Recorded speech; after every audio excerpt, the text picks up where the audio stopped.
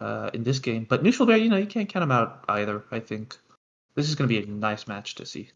We can only hope. Both players are rated Brigadiers, so we should be in for a good one here for you guys today. Let's see who's going to spawn up. And I do have my trusty old banners with me.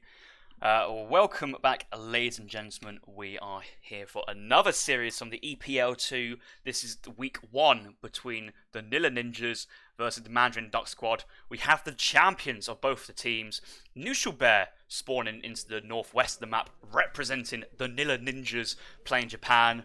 He'll be taking on the champions of the Mandarin Duck Squad, KINGofOsmane, or not necessarily champions. He was drafted in the auction, but has chosen to take on a Knuschelbär here. No, both these players were drafted, pardon me, but even still though, KINGofOsmane spawning into the southeast of the map, playing for the Mandarin Duck Squad, also playing Japan. It was a free Civ pick in game 1. Both players are going for a Japan mirror, and it looks like both players have got their auction rituals in the middle of the map, scouting for goats. King's already scouted 2. There's another 2 nearby, but I think Knuschelbär will get to those first. So, goats going across to both players, and this is going to be an exciting matchup. Both these players really, really comfortable with Japan civilization. Yeah, for sure. Already fighting for the goats. It does look like KINGofOsmane did find himself a quick 40 wood treasure, so that's always nice to pick up as well. And on the other side of it, Knuschelbär is coming across the 75 food, so that's going to be a good pickup, I think, as well. Fairly even so far, 4 goats to 3 in favor of Knuschelbär as well. Nice stuff. I believe it was just a food crate start, so there's only 200 wood available for both players. Some of Knuschelbär and King were having to chop a few trees to get the wood needed. Both players this matchup going for a consulates build. However, Knuschelbär has allied with the Japanese, looks like, and he's already pressed a pause, and that might be a mistake from Knuschelbär. I've just scouted that. Yeah. We'll let the players figure that one out.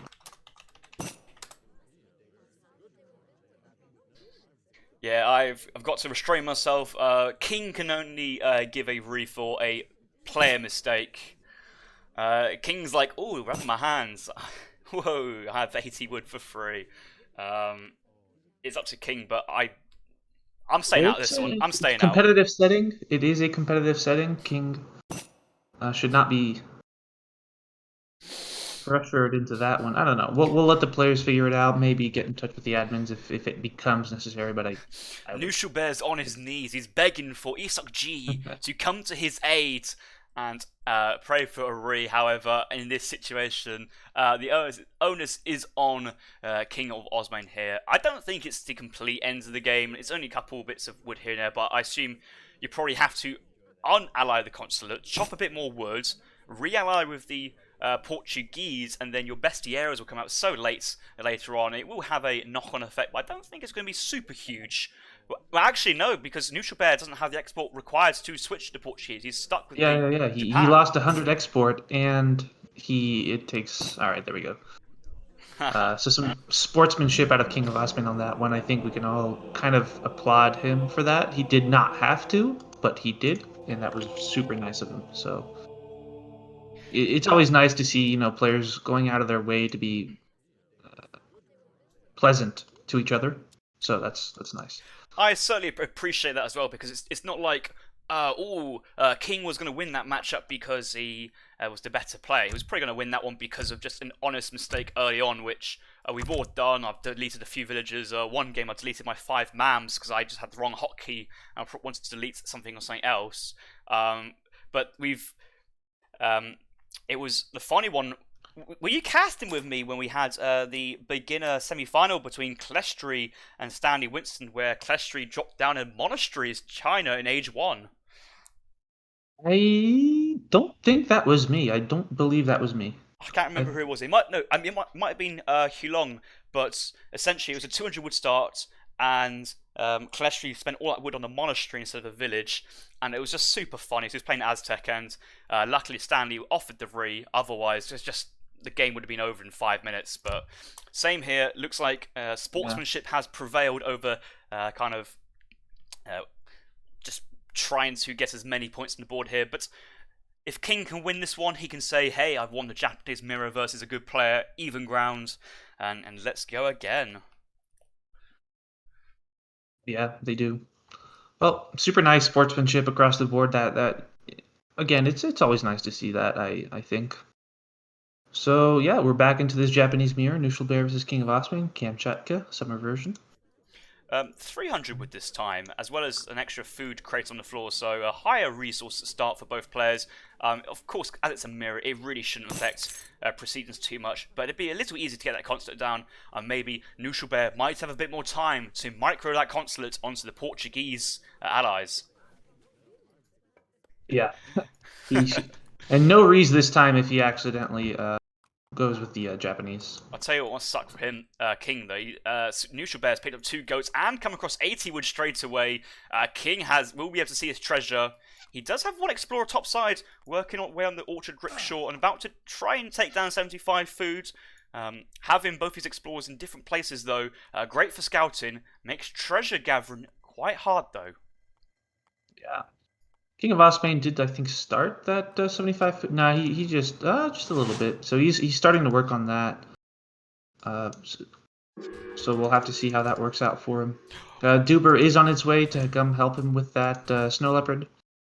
So already not too bad for KINGofOsmane. I think he's also keeping an eye on these 2 wood treasures in the central part of the map. So a little bit dicier for KINGofOsmane this time around, but he is, playing this carefully. Oh wow, you're right to identify both 85 wood and 80 wood right in the central island. Knuschelbär does have 4 goats compared to the one of KINGofOsmane, and currently one of King's explorers is being pinned down by this macaque and one of the Japan explorers, so he has to try and kite away and get out of this one and wait for reinforcements from his other explorer from King. King's dropped a shrine quite far from his hunt. Both players need to drop shrines ASAP due to the build, but I wonder if he's actually going to get any hunts from this as a result. Yeah, you have to send some goats up there, but I think there is 1 goat. No, there is 1 hunt that is going to the way towards that shrine. So there is that, but yeah, you're completely correct. That shrine is kind of out in the middle of nowhere.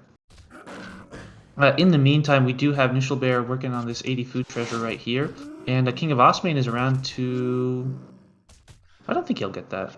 He's trying to pick off Freitag, the pet macaque, and so if all these 3 guys are alive and the other Japanese explorer helps out and drops by, should be able to win that fight, but that divine strike from Knuschelbär picks off the Freitag, the pet macaque of KINGofOsmane, and so it's back down to 2 explorers each. Yep. No more Freitags on the field for either player. Oh, and KINGofOsmane just deleted that goat. I like that. Well, he's down in HP, so I think he just wants to run, and I think that's the correct move out of King there. He has scouted the goat topside and put in his other explorer back, but both of King's monks are down in HP, and in a fight versus Knuschelbär's full HP monk and also health reduced monk of his other Kushel and Todd. And what a name that is, Todd. It looks like King's just going to have to run for this. He certainly can't stay next to both his Japan monks. Yeah, but he's in the middle of all of that. He's actually started that treasure right underneath the nose of Knuschelbär, so I'm not too sure about what that's. He's getting really low on HP. I think he's just buying time for his unexplored to get 40 wood right side, because... Yes, that makes sense. Yeah, but losing your explorer is not what you really wanted there, especially in a Japan mirror when you're trying to shrine the entire map. King's off to a bit of a rocky start here. Yep, no, I agree. I mean, I guess it was a choice. You get the 40 wood for free and then kind of trade your for the other treasure and kind of distract him. But the thing is, like, the other monk, is down to 100 HP as well, and he's getting bullied by the Kushel explorer from Knuschelbär. So, yep, it looks a little bit dicey, just a little bit. Well, that's the thing, because one explorer from Knuschel is busy shrining, coming over to help out his other monk, but the other monk can basically just try and focus down King's single monk still standing, and he's always going to have that scouting advantage over King at this point, and if King lost his secondary monk at that point, it'd be game over. And the fact that King's lost his early monk in Age 1, these treasures are readily available for Knuschelbär to pick up. 85 wood here, 80 wood as well, and that's just going to equal more shrines being put down by villagers in the base or these explorers, and just going to give Knuschelbär that extra advantage moving on. Yeah, no, you're right. That's actually like fairly big. Knuschelbär just getting that 85 wood treasure. He'll be able to get that 80 wood treasure as well, kind of for free, and he ages up just a little bit faster. I wonder whether or not KINGofOsmane is kicking himself for going for that re, because he was in a very advantageous position in the first game, and now he's kind of on the back foot. I think aged up just a little bit later as well. Knuschelbär is looking much more solid this game than his opponent. Well, it must be quite hard for King to kind of actually not accept the re, because that's kind of a sportsmanship thing to do. I was staying out of it as far as way possible. Yeah. So like, you know, full credit for the re there, but Knuschelbär has got the advantage in tempo. He's aged up to the second age Sugar Shrine. Lots of goats on this shrine already, but we'll soon get to the other nearby caribous. 600 wood. Trading post going down as well. Looks like Knuschelbär is... Well, he's still shrining behind this. We'll have to see what King's first shipment is at the moment. He's going for a wall, but it's an open hole in between the Teshoga Shrine and the Consulate. It's an interesting wall, actually. Is he predicting Knuschelbär to be, aggressive or not, or is he just living up to the clan name? Not too sure there whether or not the walls were necessary, but I think KINGofOsmane understands this matchup better than I do, so we'll leave it at that. Well, he's put a shrine next to his Teshoga Shrine, so he's denying his massive shrine from age up from these extra caribou and bighorn sheep from this little shrine. So interesting decision there as well. Maybe a bit of pre-tournament nerves. One goat topside still yet to be moved from KINGofOsmane, but that does also signify Knuschelbär's yet to scout that topside. But he's ahead in the shrine count by quite a bit, 110 to 90, and that's just thanks to that earlier age up, the earlier 600 wood coming in. Sipping 4 vills afterwards, King replying with 600 coin behind this. I think King wants to go for a faster advance to the Fortress Age. Yeah, no, you're completely correct. I think it's going to be tech versus a little bit of extra boom here on Knuschelbär's side of it. So we'll have to see which one of their strategies pan out. I think that despite Knuschelbär having sort of the advantage early on in the game, I would still bet on KINGofOsmane to just be a little bit better in that Fortress Age situation with the flaming arrows and the Ashigaru. This game is certainly not over in the slightest, and KINGofOsmane is going to hit his comfort zone here in a little bit. Yeah, small variations between decks. We'll see Knuschelbär going for refrigeration. He's got 5 cards in Age 4. King just has the 4 cards. Not too much differences, but we do see Knuschelbär having 8 Nagis in the 4th Age, which is a nice card. Does have Nagi HP as well, but both players having the other cards of 2 Flaming Arrows, 4 Flaming Arrows, Shogun Tsukagara, and the Ashes Yumis in Age 4. So I think both players, with this deck choice, will be probably going for a straight, fast industrial play behind this, and probably don't want to be going too aggressive here. But we do see Bestieros shipped from both players because there's not really much else you can send from the Portuguese consulates. Yeah. These Bestieros, though, I think they have been changed on the EP very recently, where they don't miss either. So a little bit of a buff to these units as well. I think they're not too bad to send. They're a fairly good unit to have, I think, in a Japanese mirror when you have some Ashigaru running around on the map. So that's good, I think. But yeah, both players have... Actually, you know what? Knuschelbär actually has 9 Ashi on the field to KINGofOsmane's 0. But he also has an extra shipment in due to that TP getting built a little bit earlier. He's ahead, I think, in all regards. Yeah, and I wouldn't go say it's due to that Monk going down in Age 1, but that certainly didn't help KINGofOsmane in transition with that shrine placement. So, that early age, the transition to Age 2 and early Age 2 is all about putting the shrines down. Knuschelbär's 160 shrine pop, King's at 130, but King must have spent villager seconds building shrines as well, because he only had 1 monk on the field. Yep, no, completely correct. I do like this out of KINGofOsmane. He hit up Fortress Age a little bit before Knuschelbär, and his Bestieros automatically upgraded. So he kind of forced the issue and forced Knuschelbär away. But now the situation is going to equalize, if not, go back to Knuschelbär's favor because of the daimyo on his side and all those Ashigaru. Yes. KINGofOsmane is pushing out quite aggressively here. I don't know that that's a. Well, I think King knows he's down in kind of. If he lets this sit too long, I think he knows he's a bit down. I think he's actually already accepting it there. Both players go up the Shogunette. I think Nusha was maybe hoping for a golden pavilion and try and push in with this extra XP shipments and shipments being sent to the daimyo, but with a mirror build and Knuschelbär comfortably ahead in eco pop, it would have been hard for King to overcome that. And good sportsmanship for King for rehosting the first game. Unfortunately for him, though, Knuschelbär came back really strong in that second playthrough of this map and has going to pick up himself an early 1-0 lead in this Play War 5 series. Plenty of time for King to come back, though. Yeah, for sure. That is just one game in a playoff 5. It's only a point, but it is a point nonetheless. Knuschelbär does pick that game up, and he's going to be feeling pretty good about that.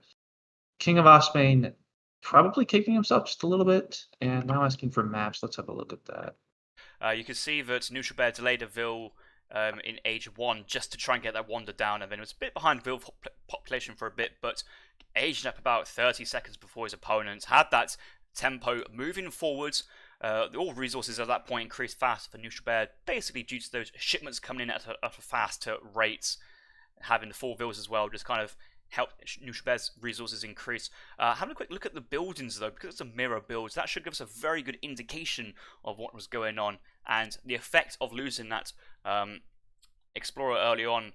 You can see that the fact that Knuschelbär had both Explorers shrining into the early middle second age just springs ahead of KINGofOsmane. I'm not too sure if these stats include wall segments or not, but Knuschelbär was comfortably ahead of the shrine count for the majority of the game, and I felt that King was always behind from the start of Age 2 and in a mirror, quite hard to come back from. Even sending 2 arrows home, I think maybe because that shipment just arrived after he pressed the delete key, so maybe I assumed the arrows were going towards his daimyo, but underneath his massive infantry, it was being picked off very quickly there. So quick game 1 there on Kamchatka. 1-0 lead to Knuschelbär. And indeed he does.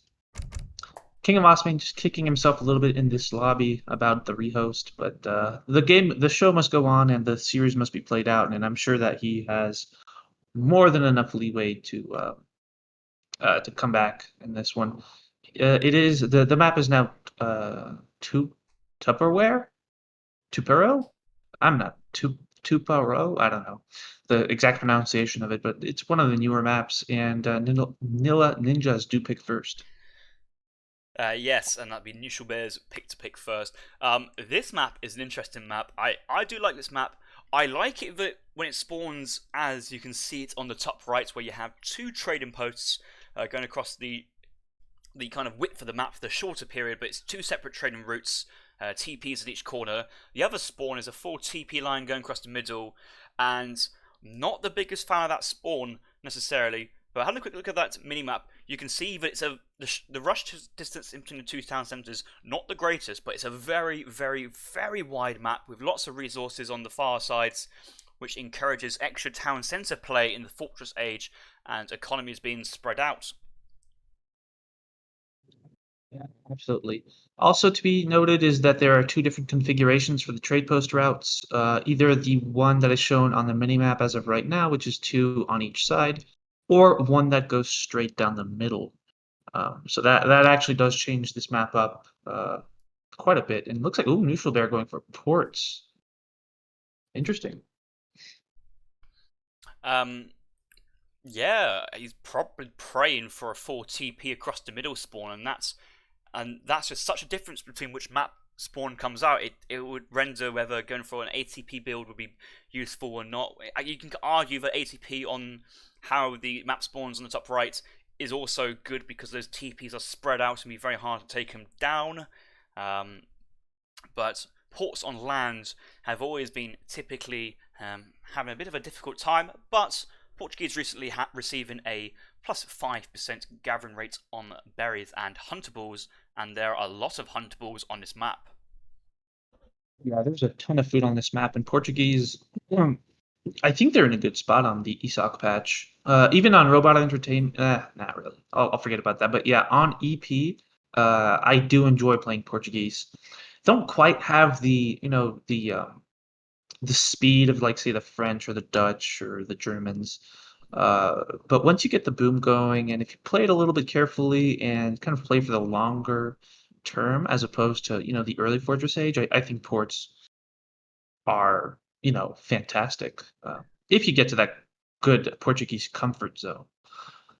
Yeah, you're certainly correct in saying that, and it's like as you do say, but if the Portuguese gets to that fortress age with all three town centres still standing, then against a standard civ, you're training three villagers for every one they train, and those villagers then can help gather straight away, and then you'll start having enough resources to stabilise that villager production, and your eco will just accelerate away from your opponents. Portuguese Dragoons, very, very good. Portuguese Caçadores, interesting units, but they can stay out to the range and stay away from hand cavalry. Also a very strong unit with a very strong range attack there. Organ guns, great versus infantry, maybe not versus artillery though, but you do have Mameluke support as well. So it feels that the Portuguese has a well-rounded composition in the Fortress Age with good eco to back it up.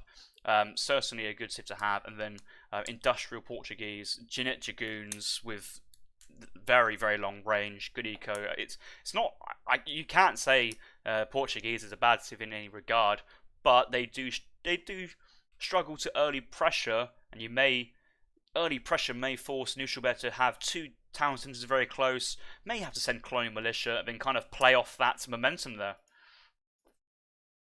Yeah, I'm interested in the counter pick from King of Osmane. I'm wondering.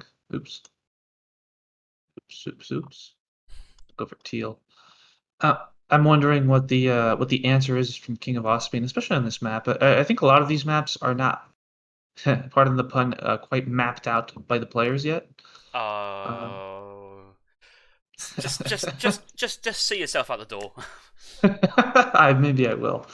But yeah. So yeah, we'll have to see. Let's see. There's some funny comments in the Twitch chat. Another question I've got really is, so King is a very good Japanese player. Did you think it was a good decision for King to try and go for the Jap mirror? Because if he went for any other civ versus Knuschelbärs in Japan, he could realistically play Japan versus... Well, he could play Japan versus Portuguese here, and Japan has the entire map to shrine him and do his own things. I suppose walling on this map's very, very hard due to the swampy nature. Yeah, no, I don't disagree with that assessment. You're right. To be fair, the players did ask for the map pool in the lobby prior to you joining it, so I don't think they actually prepared that far forward, if that makes sense. But King of Osmane did lock in the French civilization. Maybe he's just trying to psych his opponents out. Maybe Knuschelbär's done all the preparation, then going, "Oh, I don't know the maps." Wink, wink. Lots of mental tactics going on here. But we are about to join into game number 2 on ESOC Tuparo. Right, hopping into this new map, featuring on the latest ESOC patch, we have KINGofOsmane playing as the French civilization, and he will be spawning into the northwest of the map in the colour green. His opponent, Knuschelbär, will be spawning as the Portuguese to the southeast of the map. It's a French versus Portuguese matchup, and Knuschelbär is currently leading 1-0 thanks to winning the Japan mirror on Kamchatka, and we do see a coin crate start for both players. Yeah, I don't think either player is too happy with the corn start. Obviously, it's not the best one to get, but we do have a market coming out of the French player, who did get green again. But yeah, let's see. And nothing out of Knuschelbär. I think he's just going to go for a straight age up with no age 1, market or trade post or anything of the sort. So he should have a tempo advantage and maybe that colonial shipment in just a little bit earlier. We do see King going for 80 food on the west side of the map. Knuschelbär's scouts at 100 XP treasure, so that should really help that first shipment come in nice and early if he chooses to send it, but as you did mention beforehand, the Portuguese like to keep hold of that first shipment and send it in the colonial age, so that you can send shipments like 700 coin, 700 wood, 700 food back to back. But Knuschelbär has already sent it. He must have his deck out on the field already, and having a quick check out Knuschelbär's deck once it loads up, he's either got advanced trading posts down being sent, or colonial militia being sent. Well, he could have eco theory, but looking like he may want to get that ATP play down early. Yeah, I feel like this is a good map to ATP. You've got 4 trade posts that you can use. So maybe take advantage of that. Obviously, the trade post radius means that you can take any TP that you want on this map. So perhaps that's what we're going to see out of Knuschelbär. Yep, it is ATP indeed. That's a good call by you. Obviously, he's not chopping the wood for it just yet, but he needs to get that age up in before, takes them. And on the French side of things, I guess, picking up that food treasure will allow him to age up just a little bit faster, even with the market start. And he needs to get, KINGofOsmane does need to get his own post up to sort of, play around ATP. Knuschelbär did scout that 100 food treasure after discovering the Carib settlements here, keeping his explorer to the top side here, and that extra 100 food just allows Knuschelbär to transition all his villas onto the wood at an earlier point, and he's just moving all the villas now, as you can see. We'll get that age up in queue. Probably will just keep enough food villagers going to try and get one more villager queued up as soon as he reaches that second age, but after that point, he's just going to have every vill gathering wood. And he's already sent one vill on the far left side to try and capture this TP down to the south. Portuguese explorer to the north side still staying around, ready to capture this train post. King's explorer is only on 48 HP. He'd be not very useful into trying to deny Knuschelbär the opportunity to TP his top trading post. And King's making a mad dash for the trading post on the far left, and this is where this villager from Knuschelbär's come in. He specifically wants to try and deny King the opportunity to put down a trading post, and King is making his way to this trading post site. Might actually want to buy some coin wood here with this coin in bank currently and chop it down ASAP, but looks like this has been scouted out by KINGofOsmane, this rogue villager, and I think King knows he's going to have enough wood in time to drop down his own trading post. Yep. KINGofOsmane is going to be feeling really good about himself, finding that rogue villager as you goes for the Inca set instead. So that's quite the play on both sides of it, right? Because the scout found it, but Knuschelbär should maybe get that up. No, I don't see this train post going out before this native takes it down, and the settler kind of has to try and micro punch in this scout. And the scout, where are you going? Please carry on punching Knuschelbär. You just want to just try and lame as much as you can, because you're currently 1-0 down, and this is a tournament game. And that is unfortunate from King. I feel that he really should have committed to that point, because he was definitely going to win that engagement. The settler's only down to 82 HP already, and the champion has only just got to half health. Yeah. I completely agree. I feel like he could have punched that villager to death, and even say that the trade post does go up and you don't deny it, you still kill the villager, because these things build so slow if it's a villager that's actually building them. So just, I don't know, I'd say fairly even across the board as of right now. KINGofOsmane does have his trade post up, so that's going to help him in this situation. But the one thing as well, which is, would have been nice if he killed that Incan settlement, is obviously you delete the settler and all those villager seconds have been wasted, but you've just given your Portuguese opponents a barracks-style building on the left-hand side of the map with extra XP. We don't see Knuschelbär dropping down an early barracks in his own base because he went up with the, I believe went up with the food politician. We may see we do see 5 Incans coming out from this TP straight away, and these will go straight onto siege in his trading post. And just imagine if King punched that villager to death, you wouldn't be losing your trading post in this situation. Yeah, I agree with your assessment. That look at those, like they are just popping out right out of their trade post and head straight to this 2500 HP training post for the French player. So Knuschelbär, I think, is showing quite a lot of preparation for this map, and he's going to be feeling pretty good about himself. Some musketeers do come out of a barracks for KINGofOsmane, and they're making a post as well as 3 CDB. No, that was a misclick from the looks of it. We'll see if he saves that, but I don't know. I don't think so. I think Knuschelbär just commits to this point because he's put so much HP down. There's only a couple of musketeers. He might lose one or two, but that's expensive for the French player to replace.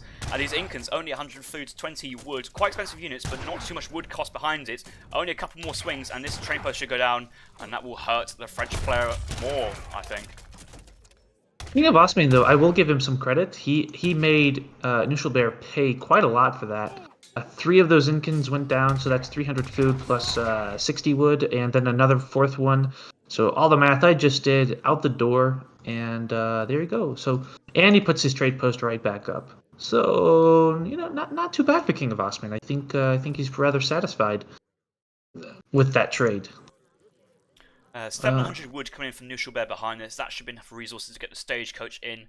He may want to get the age up to age 3 in queue before he spends some food on the stagecoach upgrade, but looks to be in a nice position behind this.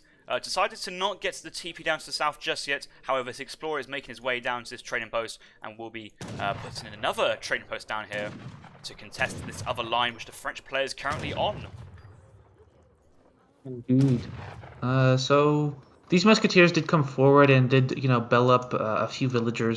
It was only 9 in that western TP, so not the end of the world. A little bit of idle time. This Incan Huminka is going to go down almost immediately to those musketeers, and I guess KINGofOsmane is just going to use his musketeers and go around the map and get some stuff done. Get items ticked off the grocery list, so to speak. Take down this trade post, perhaps, while he heads up to the fourth Items stage. ticked off the grocery list? What? I mean, that's kind of how I see it, right? You've got some musketeers. You're not too sure to do with. Do you go? Just take do down the you do your CTP. shopping with a pen and paper and go, right? I've got the milk, I've got the eggs. Tick that off. I used to, but I don't anymore. So I actually forget a lot of stuff when I'm at the grocery store. And then I get home and I'm like, oh, gosh darn it, I didn't get the garlic. It does feel awkward though, King having to train 15 musketeers to pick off a few Incans, but also having enough siege potential in this HP ball and infantry ball here to try and take that training post. Hey, but he's trying to get every millisecond out there, but kind of being a bit too eager.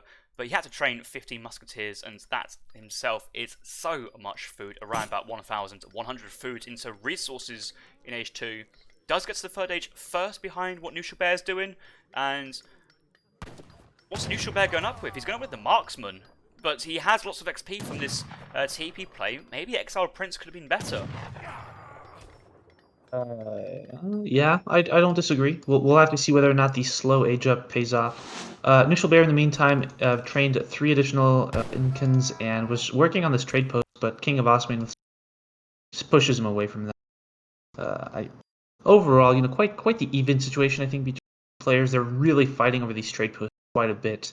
Knuschelbär immediately puts this one right back up, kind of like KINGofOsmane put his, rebuilt his almost as soon as the Incans were gone. And now, up to the next stage, he is in these Cazadors, pushing away the Musketeers. You know what that marksman upgrade does, though? It does push away King's musketeer ball and allows the covered wagon from the Portuguese civ to get out onto the map very safely and get away and put it down. If there's no units on the floor from Knuschelbär, King may have been incentivized to walk underneath the town centres and commit to the covered wagon. However, that's allowed him to get that town centre far out onto the map. Currently, 2 Falconets working their way onto the market. Does King want to focus that market down? Does he want to push on into this? Colonial Militia in already behind this. I think King may have seen this already, and that's quite awkward to deal with. 2 CM town centres. Yeah, it's gonna be quite the entrenched position. You don't want to overly engage into that. You kind of want to stay out on the map and set up a sort of contain instead of going in balls to the balls and trying to end the game then and there. So we'll have to see a little bit of more cautious play out of KINGofOsmane. But Colonial Militia is a very defensive shipment, so forcing that out may not be the worst thing in the world for KINGofOsmane. Don't quote me on that. We'll have to see how it pans out precisely. But we do see both players with 1,000 wood on the ground. So King sent 1,000 wood. I wonder if King himself is going to go for either an extra town centre or an artillery foundry. Two different ways to deal with what Knuschelbär is doing. The town centre provide extra economic potential for the French team to try and keep up with the Portuguese counterpart, but also an artillery foundry should provide enough siege to help deal with these town centres, because trying to run musketeers and skirmishers underneath will be very, very costly. It's an interesting call. Let's see what King's doing. He does have amalgamation coming in, which will be using 200 wood of that 1,000 wood shipment. Yes. Knuschelbär is floating a fair amount of resources. He does have a culverin in queue, but not very many military units. Oh yeah, kind of. You called it a little bit earlier, but map that we were going to see some extra town centers out of both players. One Falconet does go down to the CMTC though. Two organs out behind this with those organs on top of the infantry mass. Musketeers coming out, Dragoons should be running on top of that Falconet, and it's all going a bit pear-shaped here for KINGofOsmane. Not what he would have planned for, and that Falc's going down. Culverin's out, but won't be needed, but still organ guns on the floor. But this is baiting an entire Dragoon mass from the French player underneath these CM and TCs. Yeah, no, you're right. That was quite the exchange right there. All of the artillery units, except for the culverin, going down for both players. KINGofOsmane did pick off those organ guns pretty easily. I think he traded a fair amount of Dragoons for it. Not too much, not too little, so that's not too bad. Well, so looking at the units lost, it's not great for King. He's lost 2 Falconets, 4 Goons, and his quite a lot of his infantry mass, all of his early musketeers. Knuschelbär, 2 organs, but 2 Castors, Dragoon, a Ville, and that town centre survives, so it feels like Knuschelbär had a good exchange there. But KINGofOsmane still up in score, and economic potential for both players is currently even, because this trade route on the north side is still level 1. Yes, yeah. There's no stagecoach on either side of the map, so that's a boon for KINGofOsmane. He does have his 2 town centers versus 3 town centers. Of course, the CDB do oomph a little bit more value out as a villager. So I would say the game is like still quite the game. This is a treat to watch, 100%. King's still going Skirm Goon. He's got 5 Skirms in queue, 3 Goons in queue, 3 CDBs queued up from his 2 town centers. So he has enough resources. He's currently pumping out units, but he's currently out of coin. There's a couple of coin mines out, but there's lots of coin mines to the south, and this might have been a better place to chop his second town centre. You can see how most of the coin mines are available down here. Yep. No, absolutely. Yeah, I don't know. Does he put up his number 3 town center over there? What? Or maybe this town center was also a sort of aggressive town center, if that makes sense. He wasn't looking to secure his resources. He was looking to deny Knuschelbär from pushing out on the map. Maybe I'm overthinking this one, but why not? I don't know. Knuschelbär does pull ahead and score just a little bit. Well, you're certainly right, because otherwise why would you put your town centre forward? I guess he's trying to go for map control, but there's so much map to try and control that trying to control some portion of the map actually doesn't really work out well. Great coach CDB coming in clutch here for KINGofOsmane. That CDB surviving with 21 HP, and this entire mass of Dragoons couldn't even pick off 1 villager. Must be pretty disappointing to be a Portuguese Dragoon at the moment. And being cut off by all his Dragoons north side. Knuschelbär, though, is aging up to the 4th age. We need to think about that. But these goons are about to get cut off. Where's... No! Why isn't he? Yeah, I think. Oh my God, those Portuguese Dragoons got so lucky. They are outmassed and outgunned as of right now. So this is a great time to be picking off these Dragoons if you can, as KINGofOsmane.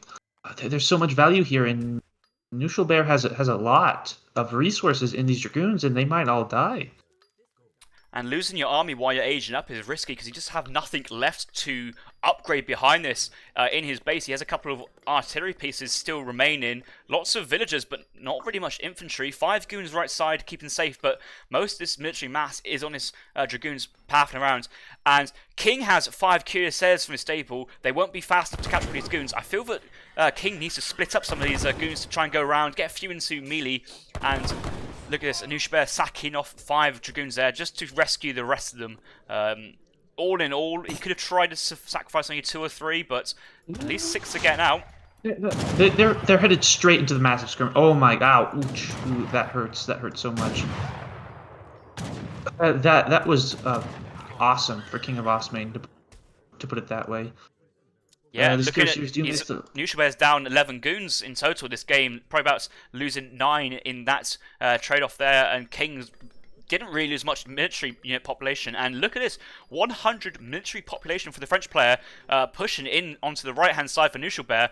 A second town centre is coming up here, but a lot of eco nearby. A few castles out in the open, getting picked off by the cuirassiers, and King Osmane is doing his best just to pick off little bits of units here and there and edging his way into the game still. He is. Cavalry combat doesn't come in as well, so these dragoons are beefed up. That town center is under immediate fire. So that's, you know, quite a lot. Heavy cannons do come in for Knuschelbär, though. But there's so much cavalry. I feel you need to kind of, well, space out your infantry, but it's the infantry at risk, and the dragoons and cuirassiers just enough to overpower these vet dragoons. But look on the other side, you've just forced your opponent to go heavy cannons into their factories. I think King will be happy with that himself, and just give him more time to mass up behind this. What do you think? Should you age up here as King of Osmane, or do you get just so many units and try to swamp the industrial force of Knuschelbär? I think you have to continue pumping units at the moment. You know that Knuschelbär's a little bit on the downsides of his mass, and you have military advantage. I mean, you can age up, but with so extra more military on the map, you see these 5 cuirassiers, they're just trying to raid. I think they got a few villagers. You have the units to secure the map. Yeah, you have the... Yeah, no, you're right. And look, says King's said, like, right, you got your heavy cannons. I'm going to go elsewhere, away from your artillery support, and push in. And oh wow, heavy fortifications coming in for Knuschelbär's second card. I don't even know what that card does. It upgrades all your outposts to max, your forts to max, apart from 1 upgrade, and your walls to max. So bastion and all that. Very defensive shipment, but very nice as well in this circumstance. 1 fortified outpost is already being researched, but you needed lots more outposts for it to be, you know, paying off. Yeah, no, for sure. He only has a single outpost. That was an interesting shipment, to say the least. I'll get second one. I apologize, but like nonetheless, like what a weird one. All these dragoons do come forward, and there's only dragoons and artillery. Look at Oaf. Yeah, Cuirassiers committing. I think King has realised that he has the mass. Lots of skirmishers going down there. He's going to bring them in once his second heavy cannon goes down, but heavy cannon's going down very, very quickly there. Fortified outposts not really saving Knuschelbär's army here. And I think King, he's still got the military mass here, 110 to 46. He does, and that was quite a good pick-off. Like, all those heavy cannons went down. All we have left for the Portuguese is, you know, a ragtag group of unupgraded dragoons. Okay, not ragtag. There's a lot on the field now that I look at it. But all those villagers also going down. There's so much going on in this game.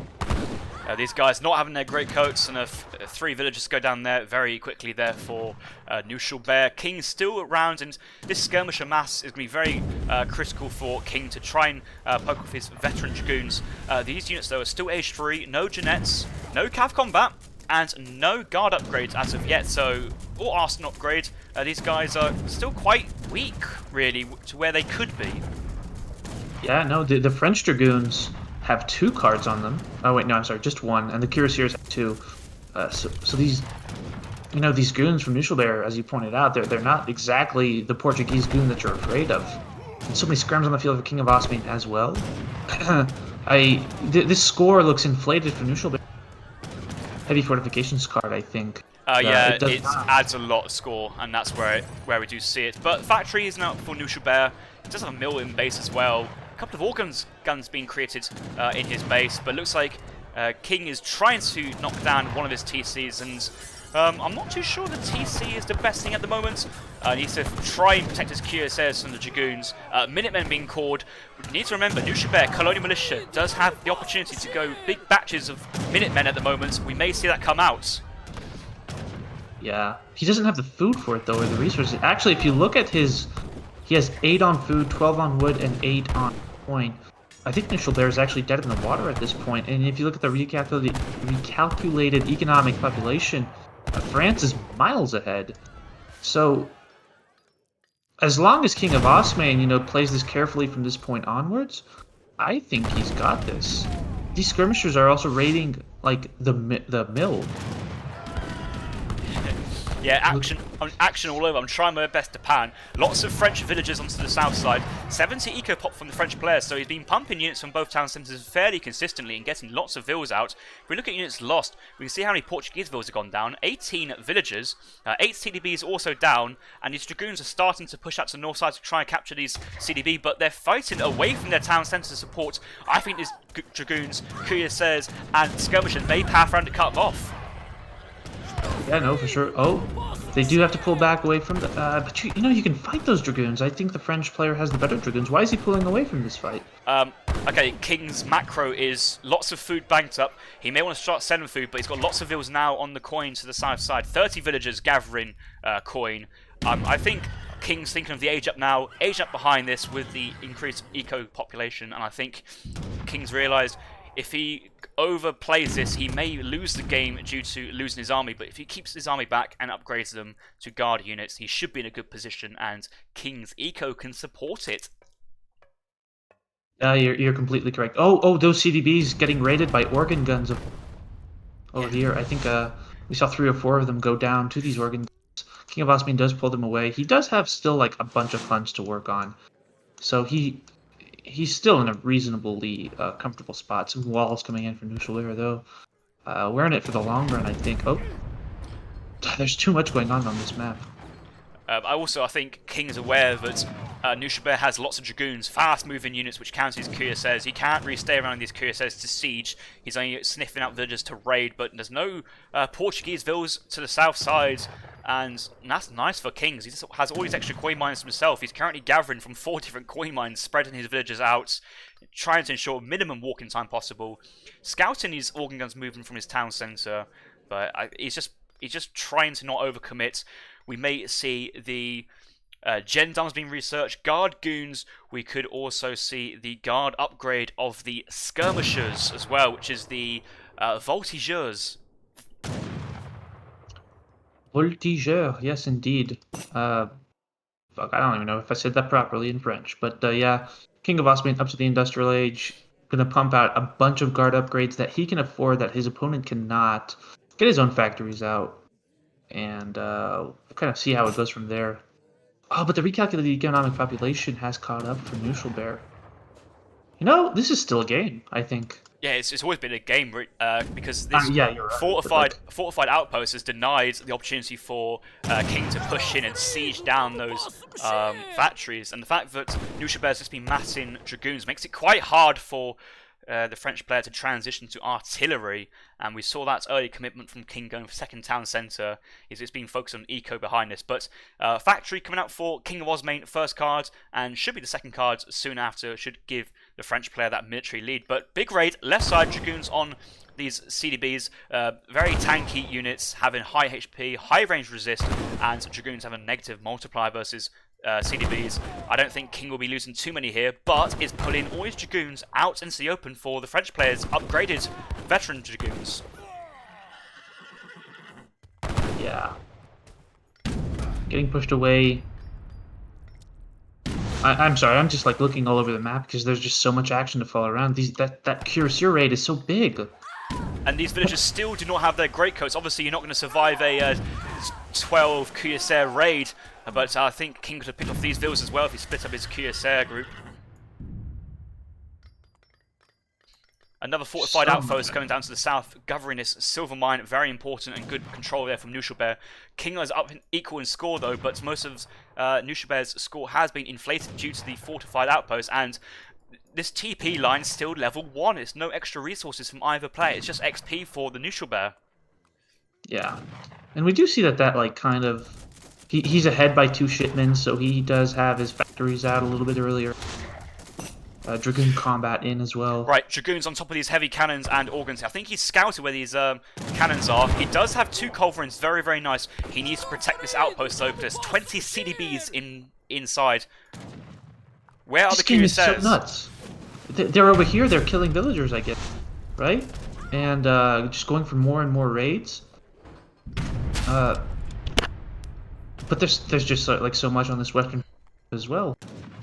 like, how do you deal with all of this as Knuschelbär? You only have realistically deal with, both situations. So, but only one at a time. The Cuirassiers do pull back. There's just so much going on. Right, so we have Dragoons skirmishers moving into Knuschelbär's base. This is dangerous. Both these town centres have big batches of Minutemen available. Knuschelbär doesn't have much coin though. Nobody gathering coin. The Culverins. Culverins are out of position. But he's just committing with the Dragoons onto the cannons themselves, and this is going to be a good fight for Knuschelbär. One small Minutemen being called from the town centre. Both towns, single town centre firing with his increased range attack due to the CM card. I think King's just going to back out, and he's lost a lot of Dragoons there. And CM, Cuirassiers coming top side, and that's just a unlucky pathing with his grouping, and that's just what happened when you have your Cuirassiers so far away from the army. They just get picked off by the Dragoons for free, and Knuschelbär's probably backing forward in terms of momentum here.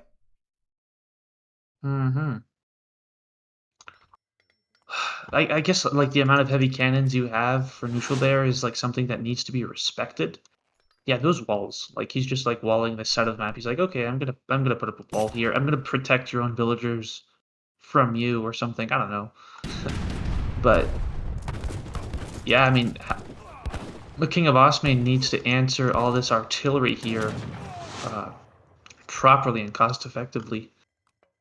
Another artillery foundry is going down for King of Osmane, but I feel that he just needs to commit to Dragoons and go guard goons with your veteran upgrade. No, your cav combat. Get the arsenal down as well. I'm surprised Knuschelbär hasn't got guard Dragoons at the moment. He's going to Hussar production as well. Oh, yeah. I don't necessarily disagree with Hussars at this point. They do get the upgrade from the Dragoon combat as well, and they're a good unit. Rest in peace, mill gatherers. That is so out of position, but I think not scouted by fortified outposts. Line of sight. Still lots of these skirmishers nearby. We see Incans engaging with the CDBs, going back to that Age 1 training post. Artillery fighting the skirmishers here, getting a good trade, and yeah, King needs his cavalry support. He can't keep producing skirmishers when there's so much artillery on the field. Yeah, or at the very least, put them in stagger mode or something, and kind of, because these artillery pieces are getting quite a lot of value out of every single one of those volleys. Oh yeah, the mill does get scouted, and that is 9 CDB and a mill that will be, kind of going down for free. I don't think that King of Osmane has the military oomph to like defend this. Yeah, this has been a really messy game. Action all over the place. 5 skirms coming right side from another. Is there barracks up here? No, it's just path and vills. 3 Hussar raids onto this CDB, and that's what the Hussars were for. Knuschelbär just knows where the French players gathering and pushing out. Dragoons, guard goon upgrade coming in behind us, but no reinforcing army. Okay, the skirms are nearby, but the skirms can't commit with 4 heavy cannons. There are 4 heavy cannons here, and a few skirms over-committing here. These guys are going to get blown apart, but actually could be so close that they might actually get a sneaky kill. Do they? Nope. No. They are the ones gone. who get... They're all gone.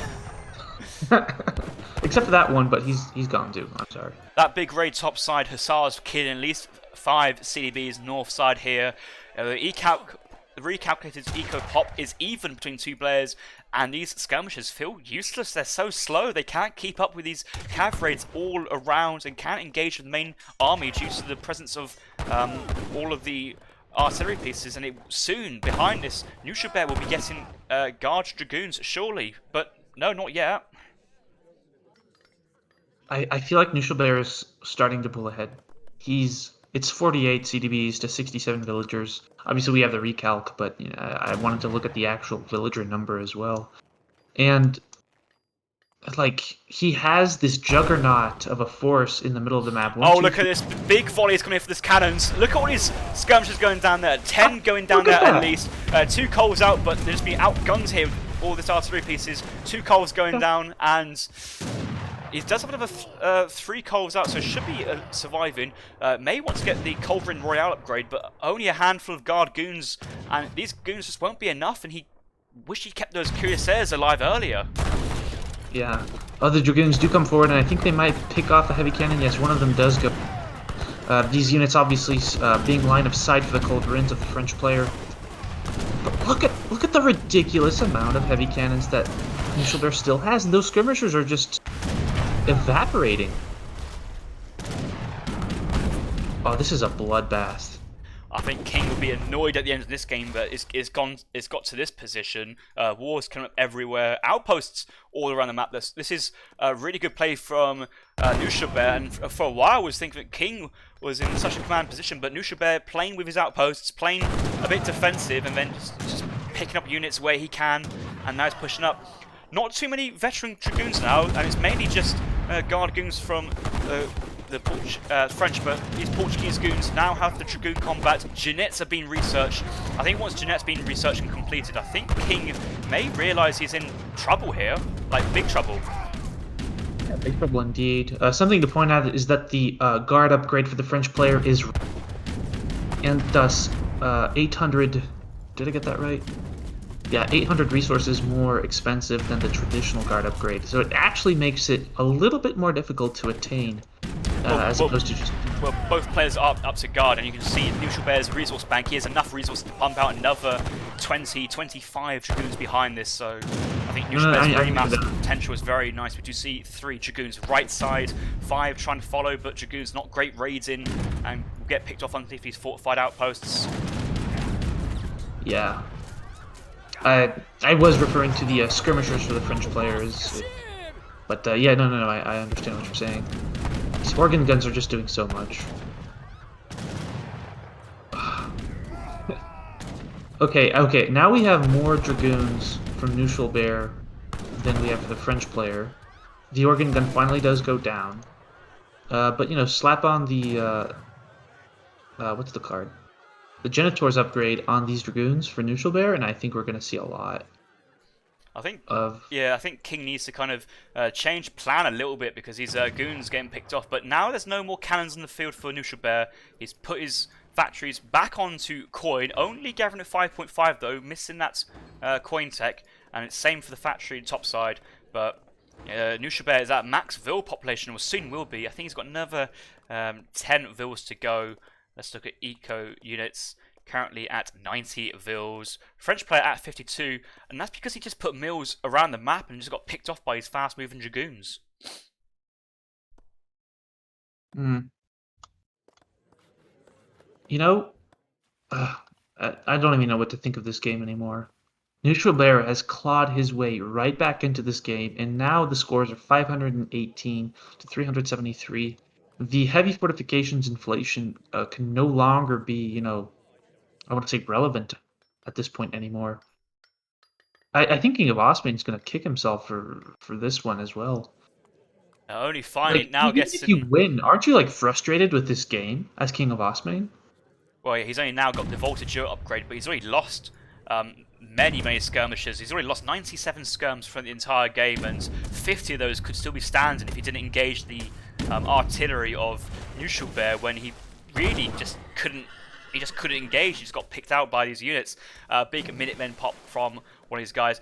Incan Tracoy Messengers coming out, and that is not the Incan tech needed from this thing. This is the training faster, so training rate much shorter, quicker reinforcements now for Knuschelbär, but not getting the infantry speed. And I think trying to go for an Incan TP might be very nice for KINGofOsmane, but he's so stretched in terms of APM, he might not get around to it.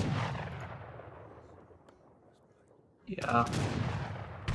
You know, the French player used up most of the natural resources on this map. By the way, I'd like to point something out. This villager from Knuschelbär has been working on this mine for at least 20 minutes by herself, and it's down to 830. Oh. GG. King with the straight outs there, and I think he realizes he's starting to fall behind. TPs everywhere, outposts everywhere, wards everywhere, and even having the vet Huss. I need a bathroom break. Okay, I'm gonna take a bathroom break. Yeah, I'll be straight back to you. Oh, you need a bathroom break. Always telling me to go for a bathroom break. Manic game all over, and I think earlier we did see one villager trying to throw up a trading post, but being caught out by the French native a native scout, and if you ever play this matchup at a later point, do realise that a native scout can kill a villager before a single villager can throw up a training post. And just imagine if that's never happened. King would have had that training post up his north side for a lot longer. This villager would have died, wouldn't have gathered 1,200 coin from his coin mine, could have given the French player an extra 1,200 coin available to be gathered. Not too sure if King re-scouted these two mines. Well, he had scouted them, but not dealing with this advanced training post on the natives just allowed Knuschelbär to get some Incan raid in left side. But what really happened, Knuschelbär fast industrial. King tried to push in early in age 3, but got pushed back from these town centres. Colonial militia picking off Falconet from King really easy before it's going down, and then just essentially King having a bad trade. Knuschelbär using that momentum to go to the 4th age. Extensive fortifications and heavy cannons to stabilise. A few outposts here and there being put down, and just a really good use of that card, I believe, of the fortified outpost. Wasn't going heavily defensive with it, but actually spreading outposts out across the map. Outposts down here, outposts down here, and these outposts provides that map control he wanted, the line of sight, and there's about 2 to 3 mills being placed down here, and all these villagers were getting picked off or having to run all the way back to the French place where building space is limited due to this swampland. And King was down lots of vills there. There was a point where King had that momentum. I think he just needed to back off, get all the upgrades in, but he's starting to lose quite a lot of his units while trading with Knuschelbär's Dragoon mass and artillery, losing 12 cuirassiers through the middle of Knuschelbär's base, unfortunately, due to control groups and pathing, but a good engagement here, and that's where Knuschelbär kind of had that momentum moving forward. Quick look at the post-game villager population. We see that Knuschelbär had a nice population lead against the 4th age, but was punished by French players' control, and at this point, once KINGofOsmane got to the 4th age, he had the military lead, eco lead, but Knuschelbär's longer time in the 4th age just came back with the 2 factories and just started to get the artillery out and started dictating the pace of the game afterwards. Eventually ended up at 99 vills and full eco military population. King always ahead, but lots of these units were skirmishers chasing dragoons around the entire map, and this is a large map. This isn't a small one. It's very, very wide, and it was just King had a very immobile army compared to Knuschel's pure dragoons. And in terms of resources, we can see it towards the end. Big trades coming up for Knuschelbär. This is that artillery engagement down to the south where just batches of 10 skirmishers were dropping due to the 3-4 heavy cannons. Trying to continue on, but trading off with Nush, but losing the map, losing military advantage. Had to tap out there. All resources gathered so far in King's favour, but if we look at military and unit counts, 273, killed 174, but kill-death ratio, he lost 283 units compared to Knuschelbär's only 166, and I think this is the story of the game, guys, is how many units King had out in the field but couldn't really do much due to extensive fortifications and the artillery presence, which Knuschelbär utilised to his advantage. So, GG there, good game. Shipments total, Knuschelbär comfortably ahead in the shipments due to that ATP build, and started to get 2 shipments ahead by 10 minutes, which is very, very nice of him to do so.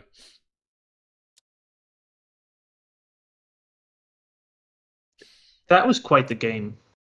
I don't think that KINGofOsmane would agree with that. I think he would be pretty frustrated with that loss.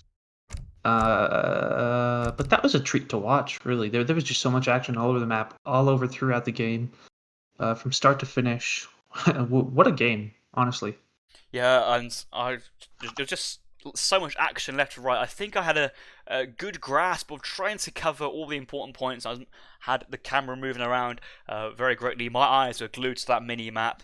I think Knuschelbär, once he finally got the Genitors and the Dragoons behind it, that was that kind of power spike, because at that point, his military strength transitioned from those artillery pieces to his Dragoons. But those artillery pieces, they did their job. They picked off so many skirmishers, and the Dragoons had to commit as well to the artillery pieces, and Dragoons try and take down artillery just leaves these Dragoons vulnerable to the remaining forces of the Portuguese player and just pushing out further.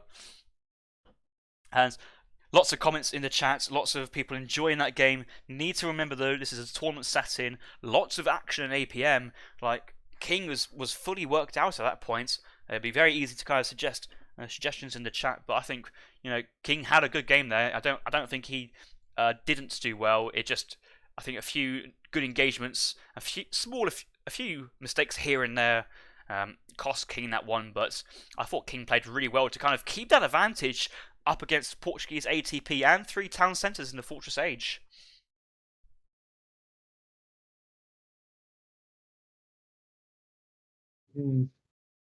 It was just nuts. Like throughout the game, it was nuts. Yeah, it's interesting to read the Twitch chat comments as well. But yeah, on to the next game. Fraser River. KINGofOsmane does pick first and does go for Ottoman on this map. Interesting pick. Cammy, what are you putting into the ESOC chats? Sort of a throw and a frustrating loss. No, I can't. I think it's one of those. You don't often practice those types of games. Like, you don't often see games going 35 minutes on a land map, action flying everywhere. It's just one of those things you just not well practiced. Everyone's very well up doing, let's say, the French 5 Hussar semi-FF, and those first 8 minutes are very, very crisp. But going into the 30th, 35th minute in a tournament setting, relatively unknown territories for both players, but Knuschelbär looks like he managed to win that engagement. Yeah, no. Was it a throw as much as it was Knuschelbär really sticking to his guns and playing it out when it completely over? I don't know.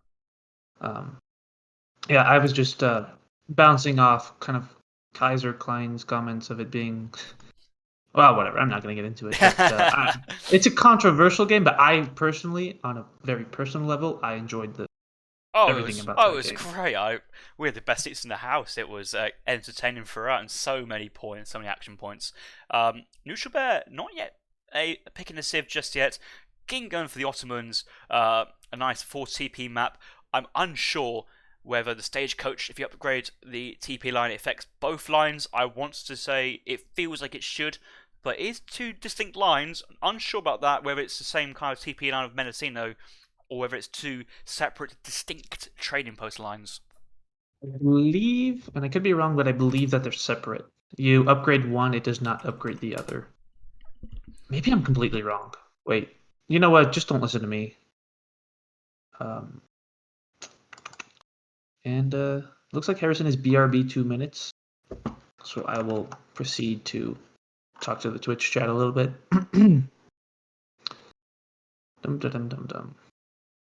So actually, Knuschelbär is up by 2-0.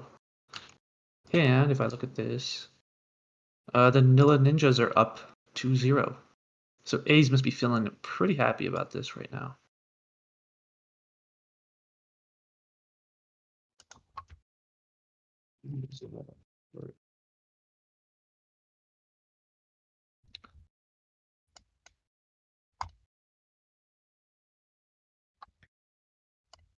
These are some really fine games thus far.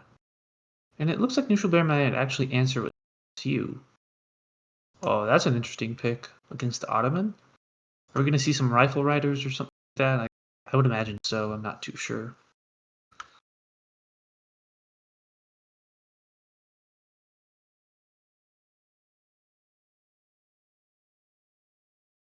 But I think that this all goes to show that Knuschelbär has very understanding of how the game works, despite being mostly a team player. Are you ready?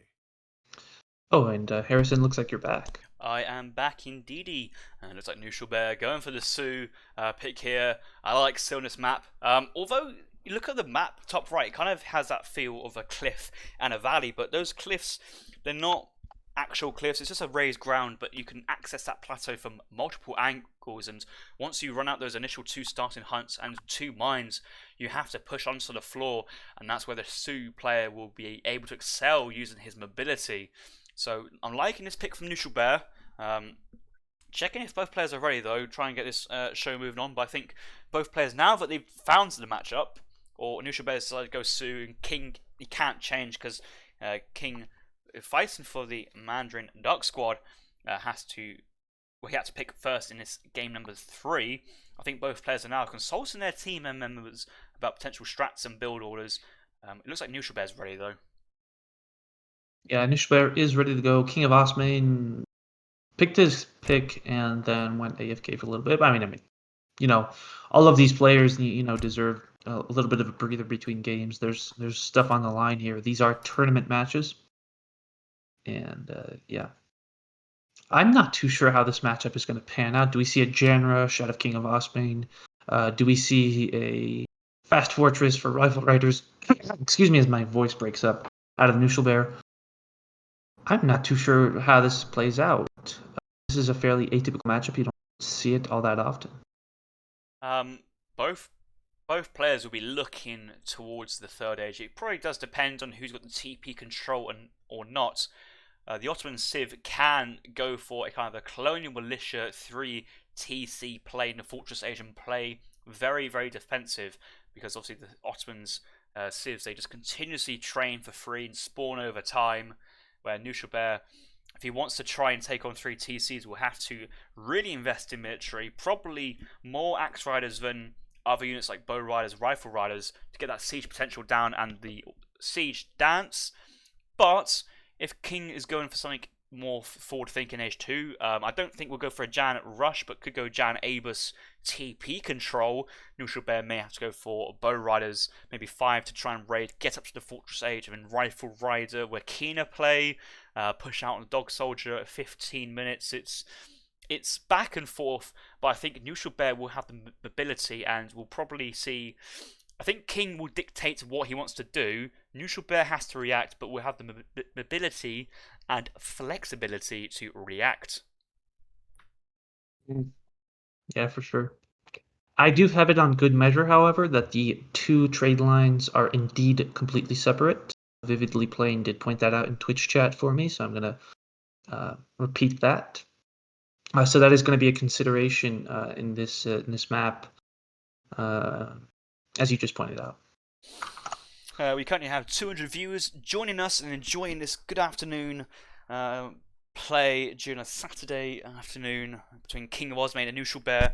We also have another series happening right now on ESOC TV2. I believe that's between Sumpu Konku and Sam Wise. I incorrectly yesterday suggested that Sam Wise had been benched because he wasn't playing Hazard, but no, he's been drafted to play versus Sumpu Konku, and that's another game between the SKG clan and the Hudson Bay Bigs.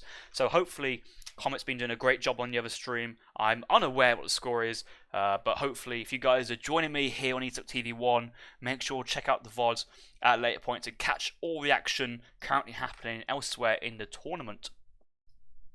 Yep, I was surprised to hear this, so I just went and clicked on it, and it looks like Samwise is up 2-0 for the time being over Sumpu Konku. That's quite the heavyweight match as well. Were I not casting this one with you, I would be tuning into that one, because that's awesome. I like both Sumpu and Samwise players. So yeah, looks like King of Osmane is actually back. Are you ready? And I've just eaten something at the wrong time.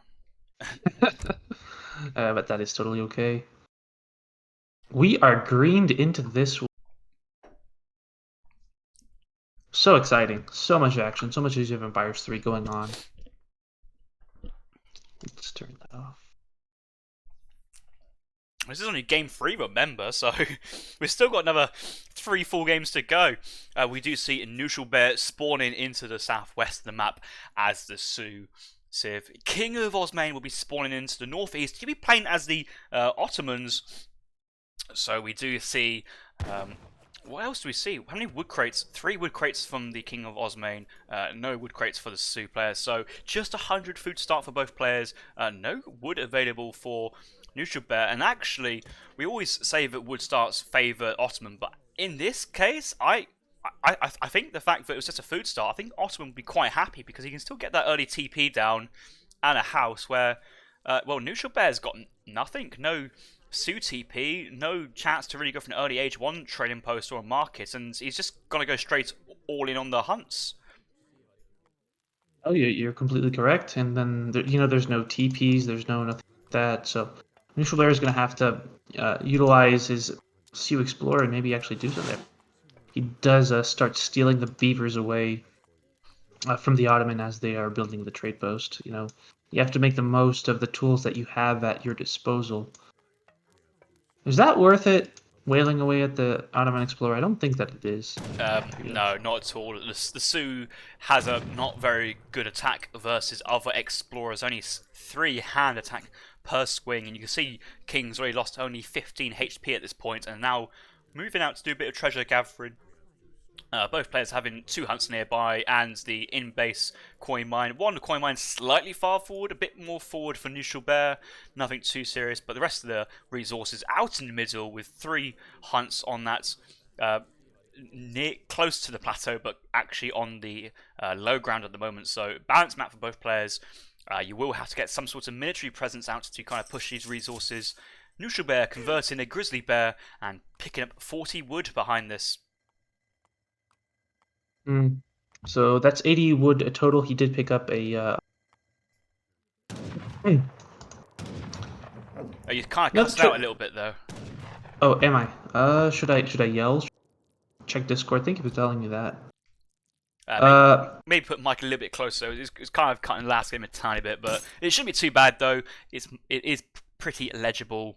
I don't believe it's a connection issue. I believe it's just a Discord thing, so it should be fine. Noosh still has all that wood in his stockpile. He's decided to not go for an early Sioux TP in his base.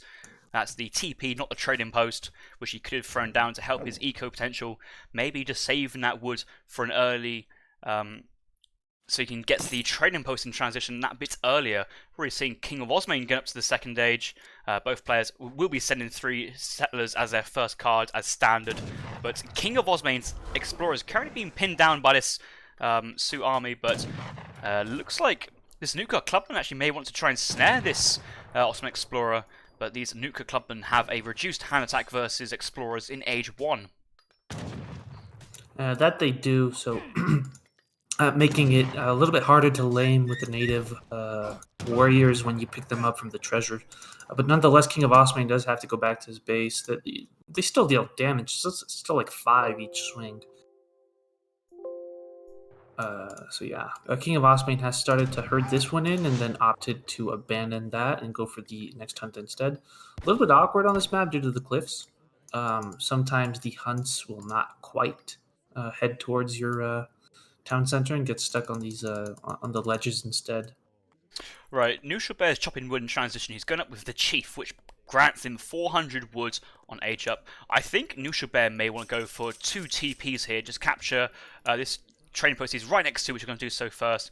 He converted the treasure guardian from the 50 food. Nice pickup to have afterwards. He may go second trading post, but 400 wood on age up should be enough wood to go for maybe a second trading post, stagecoach, or stable, seconds TP. He may even just play defensive with a war hut and a stable. We'll have to see what he does, but he's continuously chopping lots of wood at this point. May even go for a market as well. Yeah, I would get the stagecoach if I were Sue. I think knock that out real quick. You know, you have all the wood that you need to get both stagecoach and the other trade post. If you can get that going nice and early, it would allow you to. Yeah, I think Knuschelbär is just going to play this greedy. We'll have to see what he actually does. He's going to check.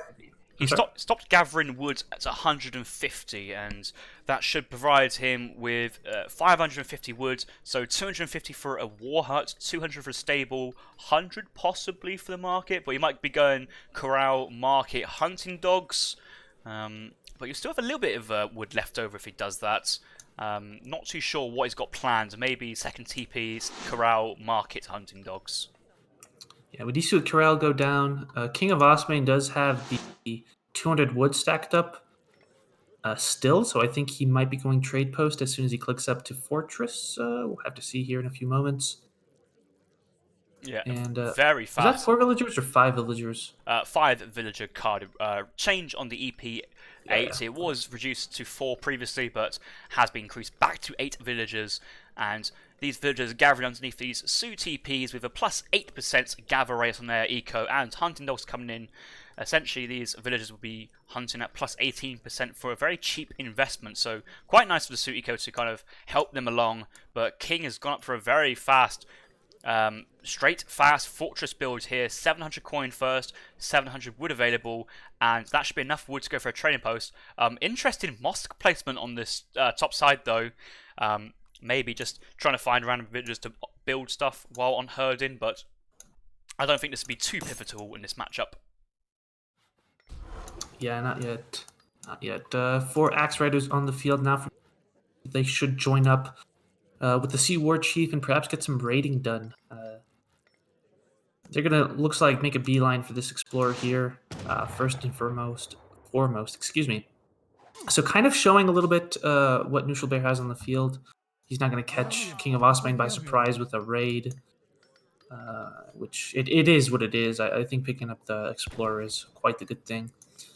One thing I want to say though is that this stable placement from King is kind of suspicious. Cavalry move very, very fast, so sometimes you just put the stable in your base, and actually with the time it takes them to get onto the field is not too different, but this stable is so far away from the town centre, this could be a free pickup from Noosh if he wanted to go for that stable. I don't think he's scouted it just yet. The Grizzly went right side, but nice raid coming in. Hussar age up, Minutemen on the floor snaring, and Noosh may have overcommitted here, but he does have the Su War Chief still available to give these guys a speed boost. And yeah, it looks like King's decided to cut off that pursuit of these faster cavalry units.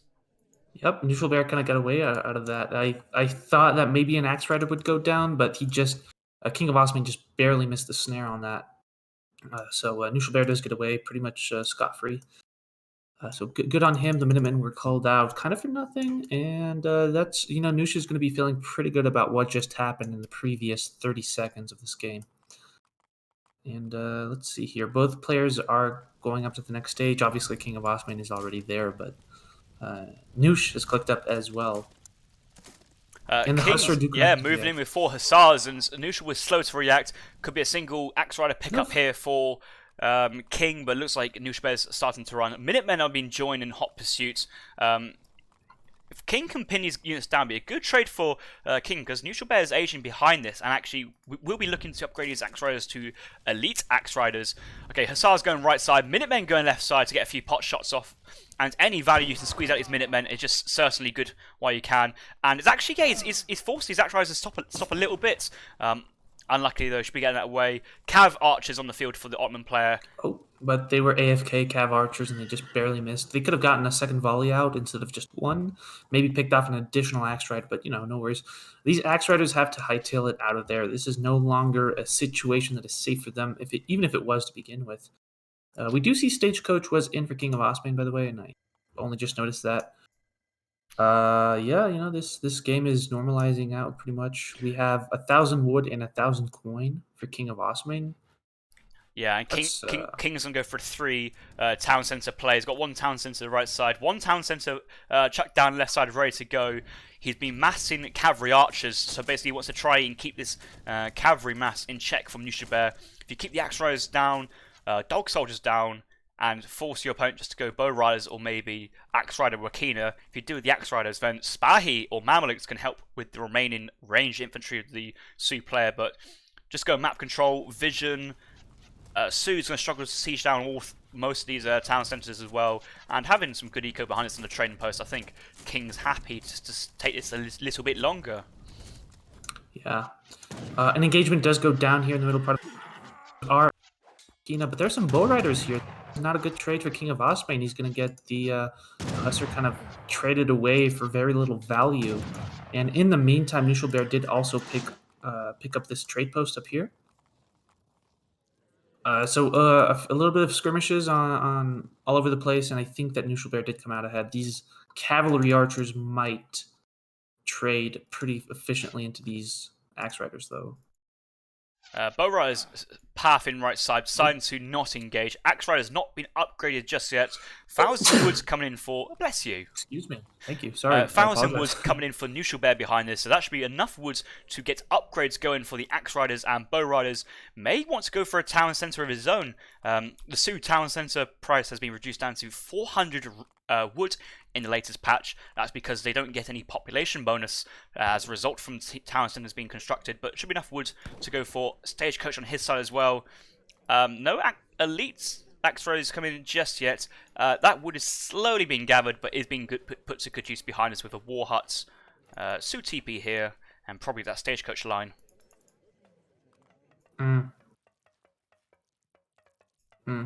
Let's see. I'm trying to scope out what's happening in this game. We do have a bunch of cavalry archers on the field for King of Osmane, and his 2 falconets are also here. So I would say that he has a very, powerful army at this point to deal with what Sioux has. Not that the falconets will accomplish too much because there's only 9 Wakina riflemen on the field. But still, nonetheless, having all those cavalry archers is going to be very, very nice. I think King of Osmane will want to send cavalry combat next. And, he's got his second town center up. He's putting up number 3. He's going to rebuild that trade post as well. I think he's doing pretty well in this game. Like, it's still a game, and I like the position of the Ottoman player, I think.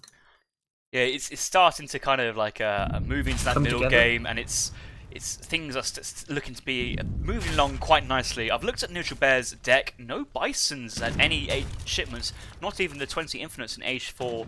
He does have that TP increase card in the 4th Age. Has 4 Axe Riders as well in the 3rd Age.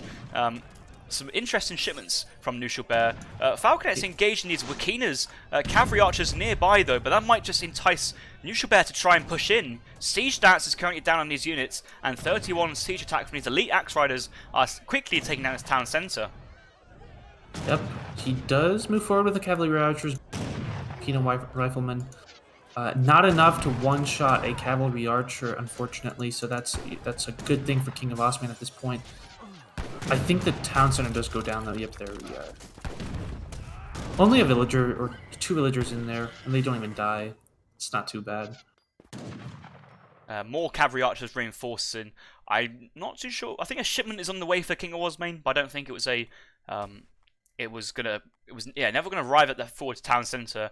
I'm not too sure it's gonna be a super impactful shipment like a 5 Spahi. He's gone for 5 Abus guns. I'm not sure about that, to be honest. I think Cav Combat may have been better for King of Osmane, and he does have the Cav Combat in his deck. Yeah, I do not disagree with you. I think cavalry combat would have done well here. Maybe the Abus guns are really to kind of, help dish out damage against the bow riders. After all, they they have siege damage as opposed to range damage, and maybe that's going to help out against these units just a little bit. But yeah, the decision is what it is. We have cavalry combat for the Sioux player, however, so their cavalry are quite strong. You never know, it could have been a misclick actually, because Abus guns are 1 slot away from cavalry combat. He's now actually producing a single Abus gun from an artillery foundry, so I think that was intentional, that 5 Abus guns, just to try and kickstart that production, going Abus cavalry archer behind this. But, the train post has been up for a while. He does have that mosque providing some residue XP as well. We may see another shipment coming in. And these Axe Riders are going for a engagement. Wakina's actually exposed by his cavalry archers. Going to go on top of that. Unload his falconets. I think King wants to protect his falconets. Bow Riders coming in left side. A few Abus out in the field. Both players probably looking to back out here, actually. I don't think any players really wanting to engage. Yeah, a few units go down on both sides of the field. A few cavalry archers and a few bow riders. But neither of them looking to really engage. And I think that slightly favors King of Osmane because that will give him time to research the veteran Abus upgrade and maybe get a few more of them out. I think he's trying to get another batch of 5 and then go for Vet Abus. But looking at his eco, he's got lots of food gathered up, not too much coin.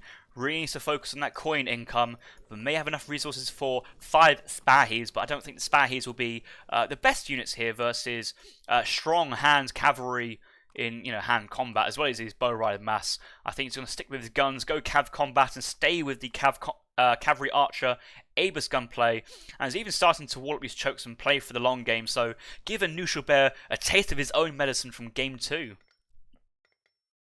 Yeah, no, for sure. Yep, the walls do go up. And now we have, I think, a fight in the middle of the cavalry archers do run straight into the Wakina riflemen, and the Falcons get a few volleys off. That's a really good trade, I think, for KINGofOsmane. Knuschelbär has to hightail it out of there. And now these Abus guns are also on the field. With the protection of the cavalry archers, I think these Abus guns have the potential to do significant damage in terms of poking at the CU army. These bow riders look to be very, very strong here. Elite upgrade and cav combat. I don't think KINGofOsmane wants to be pushing out. I think he wants to be playing as defensive as possible, but only having one stable in the field. I'm not too sure he can mass too many more cav archers at this point. An engagement comes in. Wall dance in for Knuschelbär.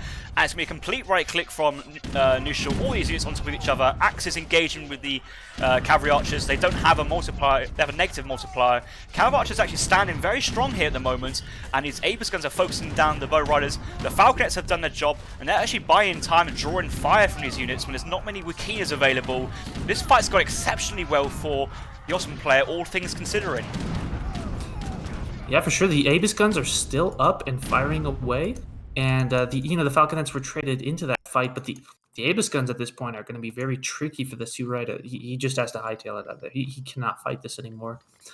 All of these Axe Riders just melting to the mass of cavalry combat, cavalry archers from the Ottoman player. And I think KINGofOsmane is finally starting to pick up some leeway in the series.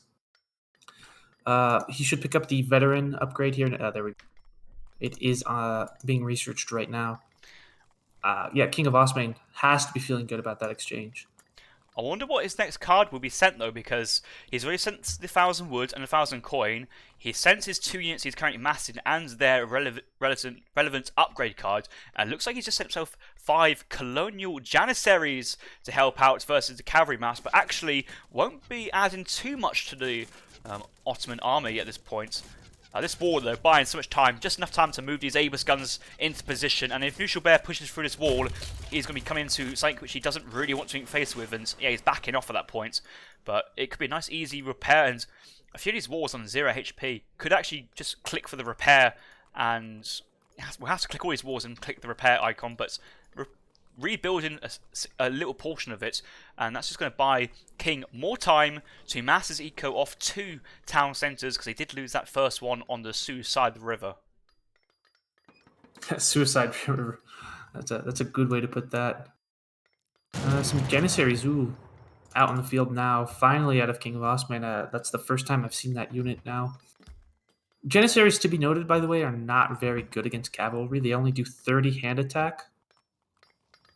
Yeah, it's the same as a Russian musketeer, actually, because Russian musketeers do 10 times by 3, so... Oh, they're going to get...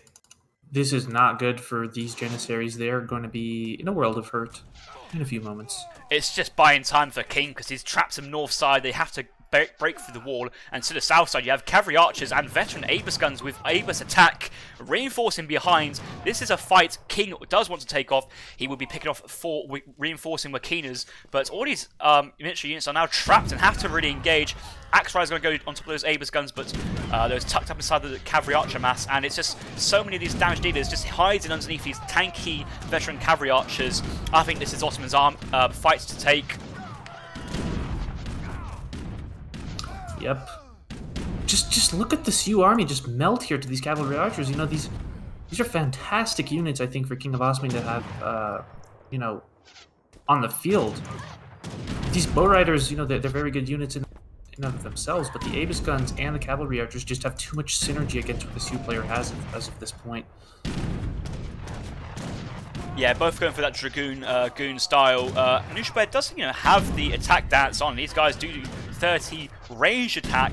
The Veteran Cavalry Archers only do 17, so much weaker than their Sioux counterparts. But these Abus guns, that's a lot of damage output from them. 54 with a multiplier, 1.5 versus these elite bow riders with no resist versus them. And these guys were tucked up nicely underneath the Cavalry Archers tanking, and that was the best way to utilize those units. And the eco is just starting. It's still equal basically, but King does have a 2 TP stagecoach, has bounced dropped down his first TC, but he's had 2 TCs working for him for a while. These are producing units for free, continuously, and has the Corporal Vizier's 2nd tier villager speed increase upgrade, as well as the top copy, which increases the build limit from 45 to 70. Solid analysis right there. Let's see. Artillery attack is also here for the player. I'm just liking the position of KINGofOsmane. I still think Knuschelbär has it in him to come back into this game, but I would like to say that I believe KINGofOsmane has it, as long as he doesn't take a poor engagement or something else that could flip the game upside down. There's still volatility to these games, despite one player leading by a significant amount, I feel. I'm just looking. Rifle Rose sent from Shu, a very good shipment to send in terms of resource value. They have multipliers versus heavy infantry, artillery, but these Abrams guns, they're ranged infantry, they're skirmishers, and I don't think elite rifles actually have any multipliers versus these units. So essentially, these units are only trying to counter versus the cavalry archers, but they did do a significantly worse job than what the bow riders currently do already. Yep, you're correct. These rifle riders are the complete wrong unit to field against an Abus gun. But I wonder whether or not he was good shipments to send. Let's see. Well, he's starting to run out. He's even squeezed in another 4 Axe Riders, and 4 Axe Riders in the 3rd Age is not a common shipment for the Sioux player. He already burnt through his 3 Dog Soldiers, so he's only got the Rifle Riders to send behind it, apart from his 1,000 foods, and actually the 1,000 food may be better, but you're also starting to run out. Well, he has lots of coin mines present, though, so he could focus on the coin mines, send 1k food, and that should get him enough food ready for the Sioux Dog Soldier Big Button, which we do see being prepped now at the moment. 25 vills gathering it. We're past the 21-minute mark, so we should be seeing 7 Dog Soldiers on the field. Could wait to 24 to get the 8, but I think he needs to do something very soon, because otherwise Ottoman's just going to take this game out of the Sioux player's capability. Yep, I completely agree. If I could have, I would have the Y and showed the amount of food that Knuschelbär was stacking up, but you beat me to it. Dog Soldiers are going to be on the field here for the Sioux player in a few moments, but I don't know that they're going to accomplish anything. There's just too many cavalry archers. Even a farm going down for Knuschelbär, and it'd be a good opportunity to get one of the hunting upgrades from the farm. I think the first hunting upgrade is a plus 10%. Doesn't cost too much, but 10% on hunting, berries, and farming. Big engagement here. We do have Dog Soldier's not being sensed just yet. I don't think he wants to push him at the moment, and King is just going to maybe retreat behind his wall, but if he stays nearby, he can retreat once Dog Soldiers actually turn up. But there's just so many Abus guns here. That's going to tear down the entire Wakina and Bow Rider mass. And units in queue, no units at the moment, but KINGofOsmane is overpopped, 215 out of 200. He sends a shipment on the way, and that could be Spahis or Mamelukes. Yep, there's the big button for the Knuschelbär. He has clicked that, and now he's going for this almost a base trade situation, which is kind of a little bit weird. Maybe he's trying to draw the cavalry archers out of position so that the Dog Soldiers can connect with the Abus for free, if I had to guess. He's so away from his Dog Soldier reinforcements that he's kind of backed himself into a corner at the moment, and his reinforcements on the other side of the map. There we go. We do see 8 Dog Soldiers. He's just got lucky and got the 8th Dog Soldier, waiting that last second to get that extra Dog Soldier, but his army in the meantime are going down. Cavalry archers at the front taking most of the damage, and actually he needs these guys to stay alive to protect from Dog Soldiers, but obviously KINGofOsmane having his own shipment, and it's Manchurian cavalry archers, exactly what he wants. Yeah, that's going to be the perfect answer to that. And the Dogs just run into the fire of all these cavalry archers, both Manchu and Ottoman. And that's... the positioning for the Ottoman player is just too good. I think this is going to be quite the slaughter, and game number 3 should be going to KINGofOsmane here. Another reinforcing match of 5 cavalry archers. Abus guns focusing down the wall chief first, but now that all the hand cavalry gone, anything they fire on will do very good damage. And Knuschelbär calling the GGG, maybe the greatest good game he's ever had, and that was a good game, and King coming back into this 2-1. Yep, that was another fantastic game. All of these games, minus the first one, I think that was a little bit of a bop. But these games that the players are showing are really, really nice. 24 minutes of good action and even, seesawing on both sides of it. That was really enjoyable. But KINGofOsmane takes it. Yes, we saw the KINGofOsmane going for the kind of TC defense style, as we talked at in the lobby beforehand. It's quite hard to predict because, yeah, both the Ottomans and the Sioux have opportunities to push forwards in the second stage. Song Hyung Duck has gifted a sub to Jerry Muno, so well done, Duck. Jerry Muno playing later tonight. I do believe that is at 20 GMT, so that should be a good series later on. And we have Give Anxiety versus Wukul tonight. Unsure if the Give Anxiety game will be casted, because that's quite late into the night, but who knows if a few of our American friends are ready to cast some extra series over the night time for the Europeans, then we might be able to get every single series this week casted. I think that first fight once, look at this fight at 16 minutes. Knuschelbär's army trading off not very well versus KINGofOsmane's cavalry archers, and by that time the Aegis gun production was well underway. And I think after that point, Sioux's eco wasn't better than the Ottomans, but Ottomans were producing villagers for free, and that reinforcement capability from the Ottomans was that slightly better. Also had the TP stagecoach for the entire game, which the Sioux player did not. Villager population, you can see how Sioux is always ahead for a long time, but after a while, the Kings, 2 TCs into the third age, and eventually 3 towards the very, very end. You can see he's just catching on that villager eco, and then just if the Ottoman player has more villagers than you do, you know you're in for a bad time. And then finally, all resources gathered. You can just see that how the Ottoman player's eco is taken off as when Sioux's eco is starting to tailor off because they're starting to run out of hunts. You can see these villagers having to walk further for their hunts as well into dangerous places. Also had to gather coin mines and spent lots of villager seconds dancing on the fire pit. He did have the full 25 villagers dancing for that final fight. Bow Riders having 35 attack as a result, but no match for this cavalry archer, Manchu, and Aegis gun composition that King had. You okay, Cammy? Yeah, I'm coughing, and I believe that it is not related to coronavirus, so I should be totally okay. I just hopped into the next lobby, and it looks like KINGofOsmane did request a quick break, so maybe that'll be a consideration, but I agree with your post-game analysis on that one. Nope, don't want to do that.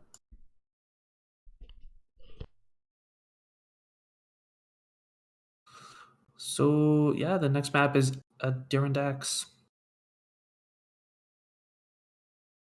Where are the Adirondax Mountains? I'm going to look that up, actually.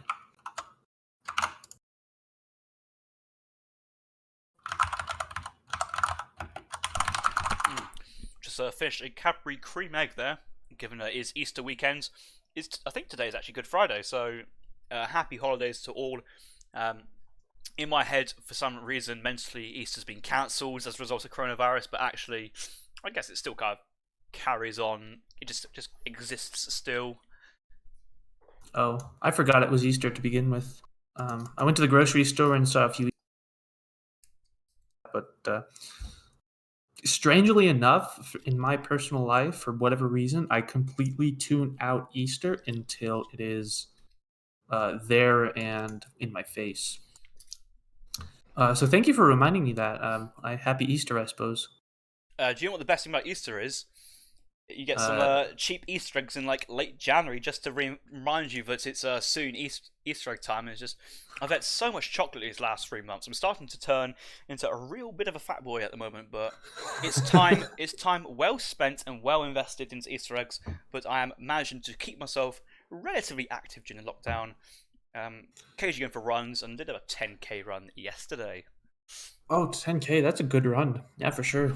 Good on you for doing that. 10K. I haven't done a 10K run in quite a bit, actually. I'm becoming quite the fat ass myself, if I have to say so. No, I'm still doing kind of okay. I don't know. Well, if you're not a fat ass and you're American, then you are doing pretty okay. I have not renounced my French sorry, nationality. it's all the Americans. No, sorry. it's fine. It's fine. I think it's fun to make fun of Americans now and then, all in good, tongue in cheek. Oh, and we'll keep an eye on the Twitch chat and see how many people we pissed off saying that. To be fair, like even at the LAN, I don't think there's any American who was there who was, let's say, out of shape. I think everybody in the ESOC community is well on top of their own personal fitness and going quite well. So, good to see everybody else doing quite well. It is kind of a stereotype. I mean, it depends on where you are in the USA, but I think it's actually kind of a stereotype. The statistics probably don't lie and actually show, that Americans are a little bit more out of shape than the norm. But even in my personal, surroundings, actually, wait, that's not true. I'm just gonna keep quiet for the time being. But as a spoiled brat saying, definitely coronavirus for me. So that means we'll be quarantined at home and possibly casting some more Age of Empires 3. It is not contagious over the internet, so I can still have fun. No, you're thinking of the wrong virus, mate. That's what happens when you download the wrong files from some shady networks. I have not been on these shady sites as of late, but maybe I haven't. I just don't know about it. Just stop. I don't want to know what sites Incog visits in his own spare time. I do, kid. I jest. Let's see.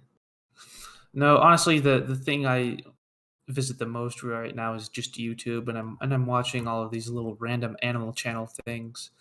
There's one channel that caught my attention recently that is called Angry Ram, and it's basically just some big sheep running into things, various objects. It's actually quite funny. Check that out if you've nothing better to do in quarantine. But I think it's an entire game that's basically based on that. You just play as a goat, and it's called Goat Simulator. You just play as a goat in a town, headbutt, and I think it's a game designed obviously for the fun, just messing about, but also some good physics behind it, like a physics engine. And that's probably what the developers were trying to go for. But it's just like a fun. Hey, I've got 5-10 minutes to spare. Let's just headbutt some people as a goats in a random game. That's honestly, Goat Simulator is one of the greatest the earth. I've seen some of the videos of it, and it's so funny to watch. You're a goat and you go around and you troll. It's amazing and it's funny. Yeah. So yeah, I think the last shady site I visited was the off-topic section on the ESO community websites. That's another one itself. I do enjoy off-topic, but you need to be ready. There's a lot in off-topic, which I think is a good thing. But it does have its pros and its cons, I feel. Knuschelbär's picked Japan on this map, and I'm just want Osmane to pick Aztecs. That's assuming that you can play Aztecs to a decent level. I can't say that everybody plays Aztecs, but playing Japan on a map where you have no real kind of safe way to retreat further into your base is risky. And we saw yesterday's series between Le Casse-Tête and Soldier, where Soldier picked up 2 games on this map, Adirondacks and Wadmalo, playing as the Aztecs, where put some war huts in the middle of the map, and then the opponent just had no safe resources, and the game started to finish once the players ran out of their own safe resources and had to push out. Yep. And it looks like we're going to see a Russian. So this is really, really interesting. I don't know Russia to be King of Osmane's staple pick as Japan would be, for example. However, because Japan is one of King of Osmane's favorite civilizations, if anyone would know how to properly deal with them, it would be King of Osmane.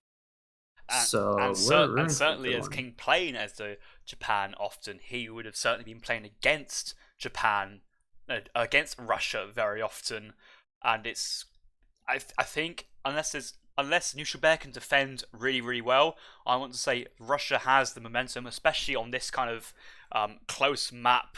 Resources not really safe to be gathered and kind of shrined from the Japan player. But we'll have to see. Have to see if King actually also wants to go for like a TP control as well, because all 3 TPs are available for the Russian player to pick up in its latest patch. So we are spawned in on Adirondack's KINGofOsmane, winning that last game as the Sioux civilization, and he will be spawning the left-hand side. No, KINGofOsmane winning as the Osmans, pardon me, versus the Sioux and Fraser River, and he will be playing as the Russians on Adirondacks, spawning on the left-hand side of the map, where Knuschelbär spawning on the right-hand side, playing as a Japan civilization, a civ that he chose to play as on this map, and he'll be playing in the colour blue. Currently Knuschelbär picking up 50 coin already, very, very nice. He has scouted 890 food down here. King's picked up a very early 70 food and staying on the north side of his Explorer. He may find 95 wood and the armor of Arkantos as well, but probably won't be picking that up. But Knuschelbär is working towards this 90 food treasure. Yeah, that he is. That's going to be a good treasure for Knuschelbär to pick up. Obviously, you want to pick up a little bit of momentum against the Russian civilization if you're playing as Japan. It was a coin start, so we do see an early market in for Knuschelbär, and he did pick up the Hanami parties right off the bat, so that's going to be a good one for him as well. And the Russian explorer is harassing this rickshaw. Yeah, he's trying to, but like it's just there's so much HP on this orchard rickshaw that it's just going to get back to quite safely. And actually, it's just luring King into Knuschelbär's base. So you could choose to pick up this guy, but for example, King's getting 40 food in Japan's player base, but he's not getting this 95 wood treasure in the map, and it's just allowing the Japan player to comfortably go for 135 XP without the risk of it being stolen under his nose. Yep. That's actually a very good point. Anytime you have tabs on where the enemy explorer is, you're always happy no matter what civilization you're playing. Some divine strikes going down on the bears, and I think that Knuschelbär is going to be able to pick this treasure up pretty much uncontested. Oh, though KINGofOsmane is getting really close, but just a little bit too late. This game's gone for a bit of a while, but actually, look at Knuschelbär's map. It has got the map advantage in terms of hunts. Obviously, he's a civ which doesn't hunt. King can herd in 2 hunts extra, but it's past that 2-minute mark. I think we kind of have to continue with this at this point. I would agree with that. It's a little bit up in the air because correct that KINGofOsmane actually is missing a hunt. He is playing the civilization with map control, and Japan doesn't hunt, so it's really a gray area on this. I completely agree, but I think that the game is well underway. We'll just stick to it, and yeah, that's how I see it. Let's just leave this to go on. I don't think a rehost would be appropriate as of right now. Especially after KINGofOsmane picks up 95 wood, just actually pick up a nice treasure. You're feeling, yes, I'm happy in my position. I've got a good age 1, nice treasure as well, and then you just be told, oh, hang on a minute, this has happened. But he's aware of his hunt situation. He's starting to send one villager to north side trying to herd this hunt somewhat closer. He's also going to try to herd this elk closer, and if Russia wants to play this really well, he's going to drop down a forward blockhouse as he does and try and put some forward pressure onto Knuschelbär's base. And Knuschelbär's not chucking down any walls at the moment, and the Russian explorer is nearby just to try and actually block any wall foundations being put down and scouting what wonder Knuschelbär is aging up with. Obviously going for the Toshugu Shrine. I think we're going to see some Yumis and walls, I think, in this situation. I could be wrong. But we did see 3 fishing boats on the field for Knuschelbär, which is really, really nice because these are going to be pretty much uncontested, even in the face of Russian aggression. So that's really nice. Consulate does go down as well for Knuschelbär, and we're starting to see them walls go up. Yeah, Russian explorer nearby on hand. I think he'll have a very good job to try and block this wall if he does see it. He must see the wall now, so he's going to stand. He's going to try and stand on one of his wall pieces. I just feel that is what King's going to do. Yeah, let's look onto units in queue because this is going to show us what he wants. He's got 3 villas in queue, 1 house, enough wood available to go for an early shredder batch. 22 vill population down already. No military units in queue, so 5 Cossacks is on the way for KINGofOsmane. Knuschelbär just dropping down his early consulates there. 3 boats first. Does Knuschelbär have CM in his deck? He does. So CM in deck, he's going to get his walls up. He's actually going to put down a second layer of walls, which is kind of interesting. It's just a double defense. By the way, the mods did pick up the Arcanthos armor thing, so they are a little bit more beefy, which is going to help out in the case of this rush. But 5 Cossack in the base of the Japanese player already. They're going to be idling up a few villagers. I don't think they'll pick up any kills just from the way this, they're all disposed. The disposition of the villas, the position of them, but... starting to whale away at these monks, though. King really needs to keep this pathway into the Japan player's base open. He cannot allow villagers to really close this off. We do see 2 vills coming in again to try and finish this wall off. And I think King could have been just sat a little bit closer to these walls. Did have to sit in TC fire range, but it's just given that time for Knuschelbär to finish off that wall. And this wall provides so much extra time to defend. And Yumi Archer's coming out behind us as well, going for Yumi Archer. Clubman. Maybe King's deciding to change his playstyle. He's gone for 1 trading post and he's actually out on the map trying to siege down a shrine, so maybe he's fainted and all in. Knuschelbär's reacting with 600 wood in transition and then 5 Yumi Archers to defend, but King may want to be going for 700 wood as next card. Yeah, 700 wood as the next card. Get the contain up and going. Of course, Japan is a little bit more comfortable than most civilizations in a contain scenario just because they don't hunt. However, Knuschelbär is not going to have any shrine pop out on the map. I suppose he does have quite a few hunts in base, so that's going to help out a little bit, but the Russian player is just going to get all of the map control that he wants. King should pull his Cossacks back from these Konshas. Very good anti-cavalry, but the entire army from Knuschelbär is out in the field, and I think King may actually want to trade these units off. He's actually pushing onto these Yumi Archers, and if these Musketeers stay in range of these Yumi Archers, it'd be a good trade for them. Musketeers will have to change their file onto these Konshas, but now that both these units have joined up, he's going to have to back off because the Cossacks can't engage with these units still on the field. 5 more Musketeers in queue. Didn't get around to building on Knuschelbär's trading post, and it's only just be a single trading post out in the field. Only a single blockhouse down as well, so King may want to build a second to have a bit more defensive prowess, and there you go, a second blockhouse being dropped. That was quite the exchange, actually. I kind of was judging it, but the shrine did not go down for New. So that was like a win on his end. However, I have never ever seen Musketeers, much less Rusketeers, trade so efficiently into Yumi. Quite a few of them actually went down, and I think that was a fairly good trade for KINGofOsmane.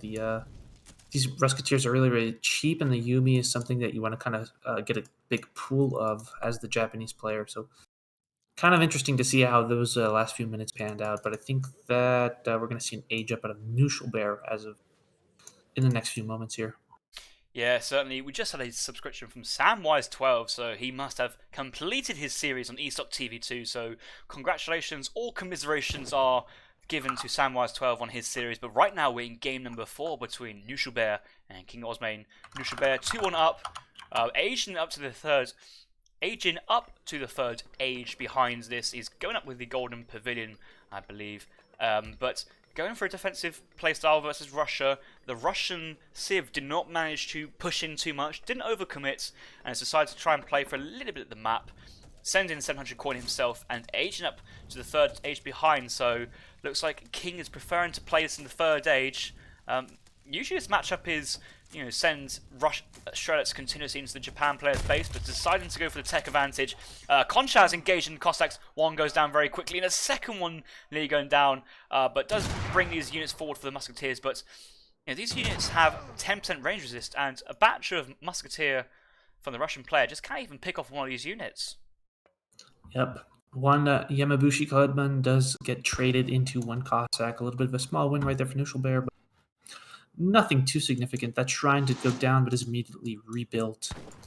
And, ooh, yeah, Artillery Foundry. We're not going to see Grenge. We're going to see Falconets, or maybe even Culverins. with the Falconet shipment is my guess.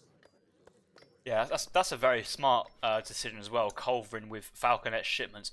I was kind of also expecting a stable. So there's a stable down in the base of KINGofOsmane, so we could see Oprichniks on the field as well to help with the shrine count out and about, and then lets the artillery foundry of the Culverin, Falconet shipment, and then Vet Musks deal with the Japan player's base. But King's got an idea. You wouldn't really play this passive versus Japan as Russia. I think Knuschelbär, his best opportunity at the moment is carry on the Yumi production or go for Ashes. One of the two, doesn't matter.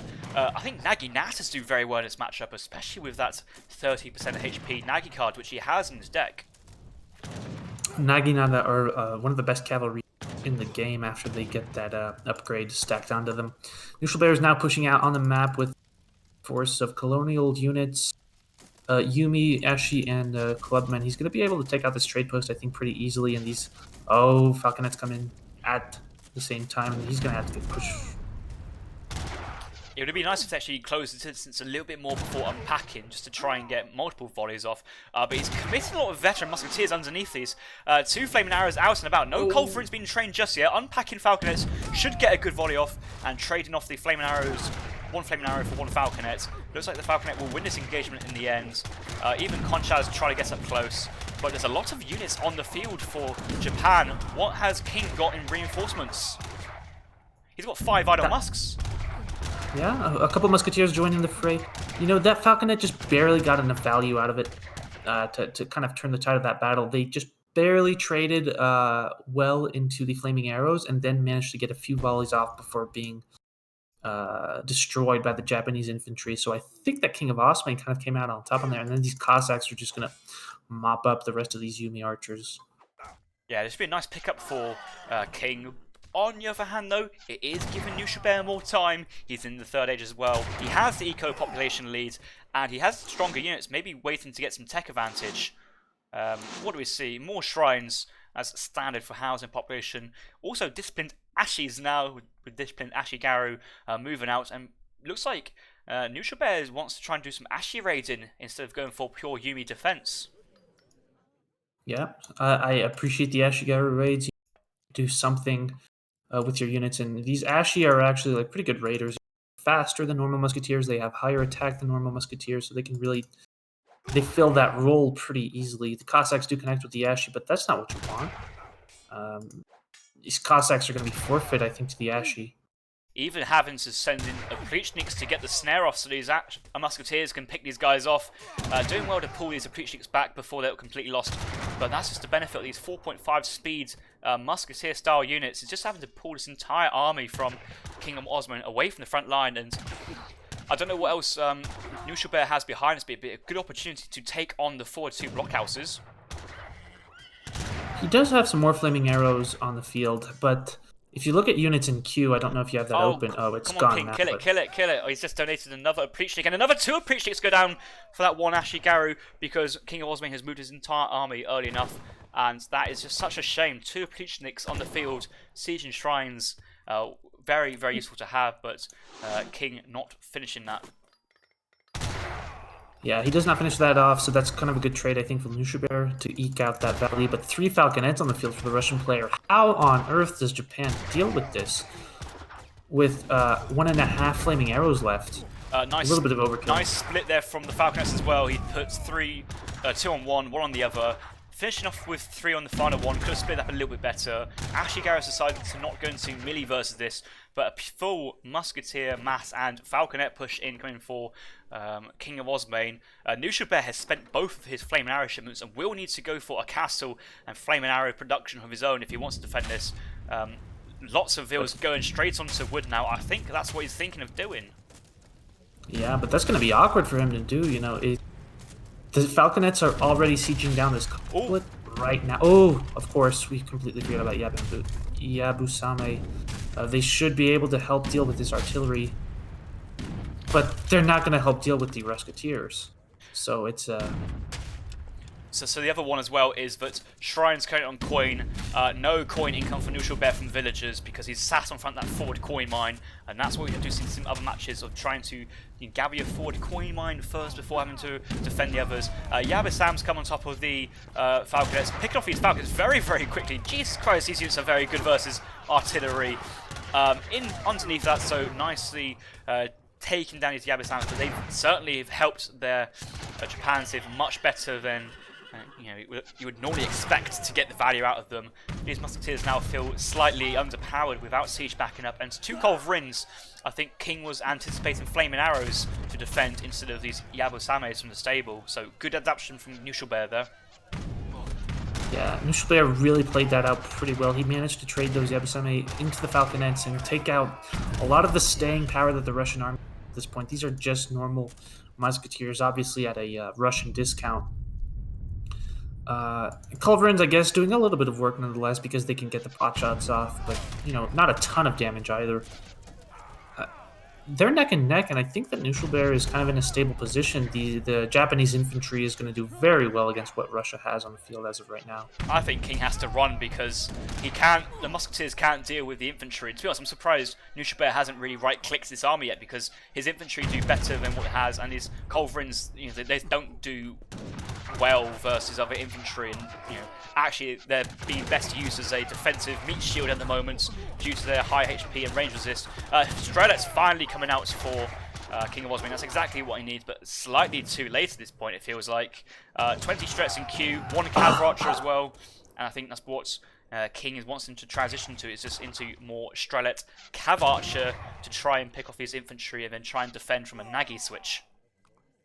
Absolutely, I think that's what we're going to be seeing out of the Russian players. Are one of the most cost-effective units in the game once you get some upgrades stacked onto them.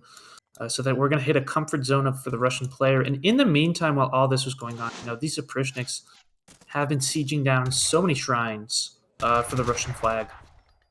So, despite the Falconets being dealt with so effectively by Knuschelbär, I have a feeling that KINGofOsmane is still in a very good position in this game. Lots of Ashigaras trying to raise in that at the moment, being chased by a couple of Musketeers, but Knuschelbär can just turn around at this point. He's just trying to continue raiding. He's actually pulled out the entire army. All the Appreciates going down again due to these Yabusamus, so more Appreciates going down, and King is preferring the ability to tear down buildings with the Appreciates and decides to not mass Cav Archers behind this or going Cossacks. Going to get a batch of Cav Archers out in the field now, and actually had a good trade versus Ashigaris. Most of these guys going down.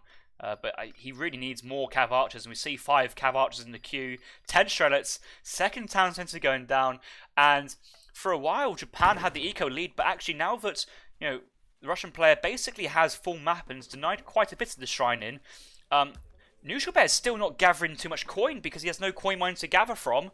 This forward coin mine's unable, and Knuschelbär's stacking a lot of food behind this. Yeah, he really is. He's on the ropes right now. He's even putting down shrines without any hunts on them, which is not ideal, which is not what you want.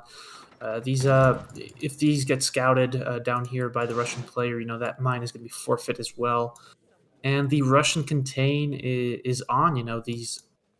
It's not going to be for food for the Japanese player, but it's going to be for coin. They still need some amount of map control. So many Strelets on the field as well. He's now feeling comfortable to push on to this coin mine at front. This is a mistake from Knuschelbär, though. Cherry Orchard up front. Obviously, he had sent 2 Cherry Orchards and placed them down while the other 2 were still alive. Maybe should have just waited with the Cherry Orchard in the back by the Consulate and placed it down once in a more safe place. But 5k food out front, right next to one of the walls with Strelets with 14 range nearby. You're asking for trouble. Yes, you are. I actually just had a look at the Japanese base after a little bit now, and I see a bunch of Naginata Riders stacked up here as soon as he gets the veteran upgrade on them, and maybe also the cavalry HP, or Naginata Rider HP, I should say, on them. They're going to be quite effective against the amount of Strelets that the Japanese player has. We need to see some more cavalry archers at the KINGofOsmane. And I think that Knuschelbär has done a very good job hiding these Naginata until the very last moment. Oh, they're coming out now, can you see this? But they're still colonial age, there's no upgrades, and they're not being researched yet, and neither has the Nagi HP shipment been sent. King can just sit underneath his trees, and I think he should get a relatively respectful trade, considering starting position. Another batch of Falcon that's been dispatched by the Yabusames, and it's just pure Naginatas onto upgraded Strelets. They do have Strelet combat, these Nagis are just no upgrades on them. It's still me Russian Japan favoured, but it could be a lot worse for King. Yeah, the positioning of the trees make this happen, but there were not enough cavalry archers to deal with the amount that Knuschelbär kind of surprised his opponent with, and then those Yabusame picking off those falconets for free, that is GG. And Knuschelbär picks up game number 4 as well. Looking at KINGofOsmane's deck as well, he doesn't have the 5 cavalry archer shipment available. He does have Manchu available, but opting to go for 19 Strelets and 12 Musketeers. 12 Musketeers is something you don't see too often. Looks like he did send the 12 Musketeers early on, at about 13 minutes. Had a few of these veteran Musketeers out about in the field, catching vet Ashy raids. We do see a handful of Minutemen and Musketeers away, but I think what really swung that fight towards Knuschelbär obviously was the Naginata switch towards the end, but those Yabusames, that first batch of 5, picking off 3 Falconets, and then King committing to 2 Culverins, expecting a Flaming Arrow counter play, but was surprised by these Yabusames on the field. We're just seeing such good play out of KINGofOsmane, aren't we? Like, he's been solid throughout the entire series. No big glaring mistakes, and I think just slightly outplaying KINGofOsmane by the margin that he needs to pick up most of these games. Kind of sort of an upset, I think. Like KINGofOsmane, I would have going into this series, but Knuschelbär was just on fire. Taking a 3-1 lead for the Nilla Ninjas. So anybody supporting the Nilla Ninjas, get your NN emotes out now, because going into the final game, Knuschelbär has won the series, but we still got one more game to play. Can KINGofOsmane pull it back for a respectable 3-2 result instead of losing 4-1? We did see yesterday Hazza losing 4-1 to Lucas. That was a result not many predicted. Lots of aggressive, interesting build orders, so some entertaining matches to watch again on the replays if you're interested in some very different, unique build orders. Could be a good way to surprise some opponents on the EP ladder if you're playing. Yeah, those games were a little bit on the stranger side of things, and definitely an upset there for Lucas to take as many games as he did. But, Lucas played that series like rather well. So, props to him for doing that. A lot of these games, I think, are upsets. I would have also favored Le Castet against Soldier, but Soldier came and I think stomped. So, this EPL is showing, a lot of sparks, so to say. I think we're seeing a lot of great games and a lot of upsets. And KINGofOsmane does lock Ottoman on ESOC Lumico as we head into game number 5 of this Play All 5 series. Yeah, one more to go. Extra wood crate started here. KINGofOsmane straight into the Ottomans, and Botto will be proud. B-Winner will be looking forward for KINGofOsmane's Ottoman play. B-Winner, another person not picking up many wins in his series, losing 5-0 to Stanley Winston. And B-Winner tried to play the Ottomans twice, couldn't get a victory out of them. King has played Ottomans once so far and has picked up the victory. I'm not too sure Knuschelbär would want to go Sue here, but you could do. I'm not too sure this is a kind of a Sue kind of map. Mobility is not the biggest factor here. It's quite closed off and narrow. Maybe Germans. It's hard to say what Knuschelbär wants, but King has picked into Ottomans, and that gives Knuschelbär the ability to counterpick as he sees fit. What would I pick if I were Knuschelbär in this scenario? I don't know. I just don't know. Dutch feels kind of awkward in this matchup. Not matchup, but map, because you can't use that early wood crate you get from this you spawn an extra wood crate. Most players and civs can use that wood readily available in the Age 1 to really help their Age 1, but the Dutch kind of feel awkward just leaving all those wood crates on the floor. It does help that bank transition to the second age, but it's not the biggest thing going. Knuschelbär, I mean, he's won twice with the Japan civilization, so a really good play from Knuschelbär. Can't play Japs again, but that does show what kind of player style he's up for. I don't think the British will be a civ that Knuschelbär would want to be taking on this matchup. But in between British and Japan, India is a kind of similar style. Has access to Gurkhas as a second age. Still has a kind of bit of a eco-centric style if you kind of play greedy. But I don't want to pick a favourite here. It might still be Otto favoured, but we should have an interesting game for game number 5.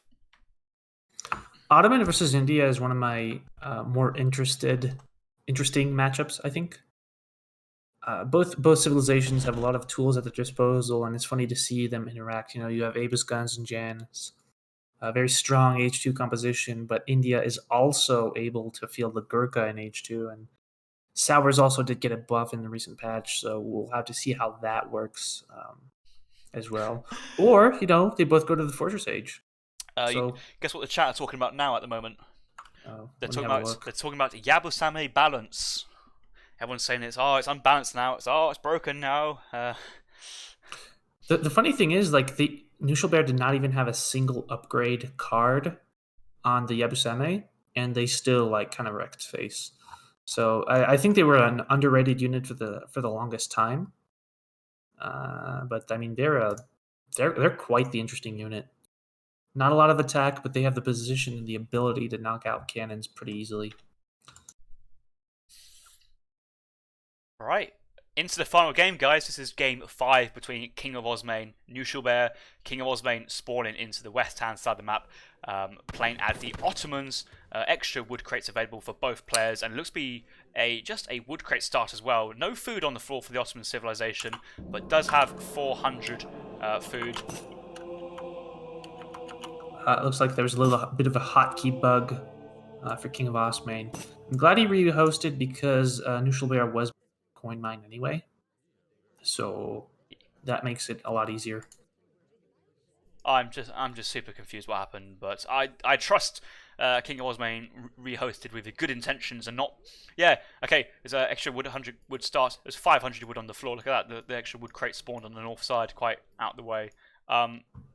Cool. Let's out of that. Rehost into lobby. And where's the extra wood crate for? Does that spawn normally for Knuschelbär? I did not even look. I was actually looking at the map resources. Doesn't matter. Knuschelbär was missing a coin mine anyway, and then there is a bug that happens where you will load into the game and none of your hotkeys work for whatever reason. You have to alt tab a few times. Yeah, it's strange.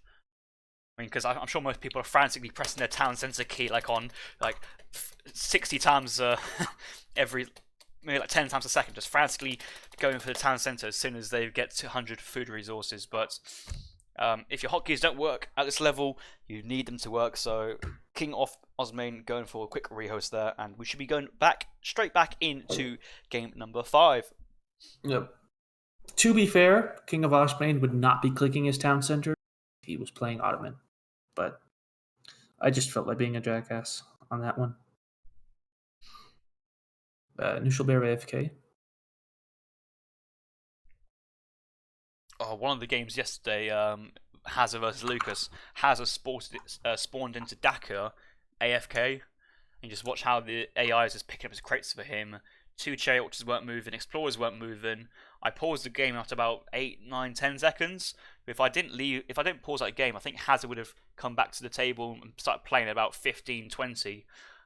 Maybe 25, yeah, and that's just such a long time to not be present. That it carried on from that situation though, but it felt weird to be AFK from the start. Looks like both players having the standard spawn, middle coin mine, 1 coin mine back, 1 coin mine forwards, and 1 in base. Hunts else look balanced and fairly mirrored. This is a very mirrored map, so map balance here. Very happy with Looks like it's just a single food crate starts this time. Mosque going down, TP going down, and a house should be going down for the Ottoman Civ due to this extra wood crate they start off with. And probably Knuschelbär would have enough wood if he wanted to go for a 10-10 because it's the same as a wood crate start. But we haven't seen a 10-10 come out from Indian for a very, very long time. And going for an early trading post instead, so gonna go for a more slower style, but it does deny KINGofOsmane for a 3 TP stagecoach, and looks like the action may be pushed to the north side of the map already due to Knuschelbär going for the early trading post. Indeed, both players going for that trade post right off the bat. I like that as a India as well. If you can get it immediately, it really gives you some rocket booster, so to speak. So Knuschelbär being able to pick that up with the extra wood crate of this map, I think is a good thing. Caveat being that you have to chop a lot of wood because your housing and your villagers also cost wood. So a little bit of a trade-off, but I think it's a good one for Knuschelbär right off the bat. And of course, Ottoman will automatically make it their trade post. But I apologize. I'll see myself out in time. During this game. That one is actually a good joke, I'll give you that. I want to pay attention to Knuschelbär's treasures. He's got a nice treasure here, Black Bear Cub, but that would really help with this treasure here and this treasure here. Both good treasures, 75 wood and 100 coin. The treasures in base for KINGofOsmane is just 2 sets of 40 experience points, but if you're already got a mosque down, you've already got a trading post, 2 sets of 40 XP is kind of underwhelming. You feel like you want to have something more materialistic instead of experience points. Nope. Yep. Agreed. You're right. Gentle Pete, the pet bear, is going to help out so much here with these treasures. He's going to pick up all 3 of these treasures in short order, thanks to this. The help of the bear. He's not quite a honcho, but he's gentle. So that's going to be quite the boon, I think, for Knuschelbär. He's gonna like his position right off the bat. In the meantime, the Ottoman Explorer. Yep. As you pointed out. I'm looking forward for playing on Hudson Bay Winter again at some point in the future. That there we can find Big Jerome, the pet polar bear. So Big Jerome is also available to be picked up, but not in this map. This is too sunny for polar bears to make a presence here. King moving forward with 1 villager onto this coin mine. I hope he doesn't actually chop the coin mine though, because that's a very giveaway if a scout is nearby for Knuschelbär, which is elephants were, but he's decided to move off and do other treasure gathering. But it looks like King actually is going for a bit of a wall in. Maybe couldn't wall on the coin side of the mine due to TC radius, but having to drop a wall on his own side. And that kind of signifies, I think he's wanting to go for TP control. He could go for a straight fast fortress situation as well. He's dropping down a 2nd trading post in transition, so that's very nice to get that down early. But Gentle Pete the Pet Bear, no negative multipliers versus the KINGofOsmane. And actually, I think KINGofOsmane is at risk of going down here. He might.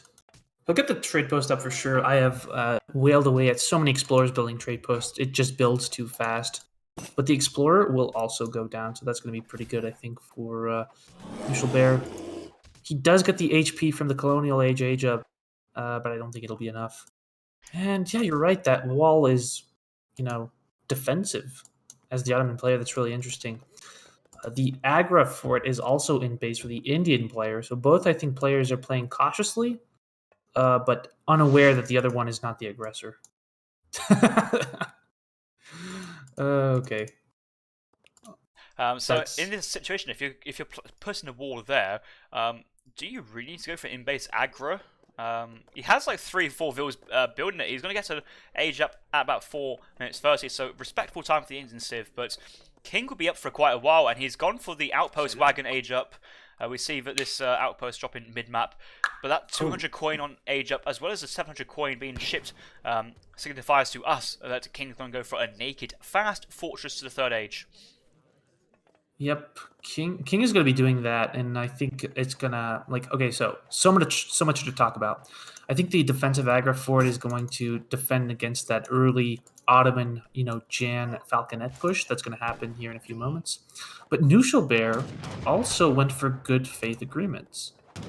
and this has my curiosity, you know, kind of up now. What is he? I guess he could squeeze that in thanks to that trade post, right? Yeah, so he's going to drop a consulate down. He's probably going to send 300 export as first card in the second age. Go French consulate and send all three of the 500 food, 500 wood, 500 coin, and that is a build order you can use as a semi-FF style into the third age, which will help you get that age up in queue. Making use of the early extra shipment you get an age 1 from that early TP. So there you go, 300 export down. Is the consulate being built? It's being built to the south. Hidden it away slightly because you can scout it. It's now an advanced consulate, so it's kind of a bit of a giveaway. But if you see a consulate with the French flag on, that is also a massive giveaway. But KINGofOsmane now aging up to the third age behind this. Text being researched is the scout. So 4 hussars, not going up for the exiled prince. He does have 1 shipment ready to go, but I think 4 extra hussars, and then you can still send 2 shipments probably back to back at that point. Barracks not super far forward though. Could King be thinking of a revolt? Could he? Oh, that's really interesting. I mean, he definitely has the.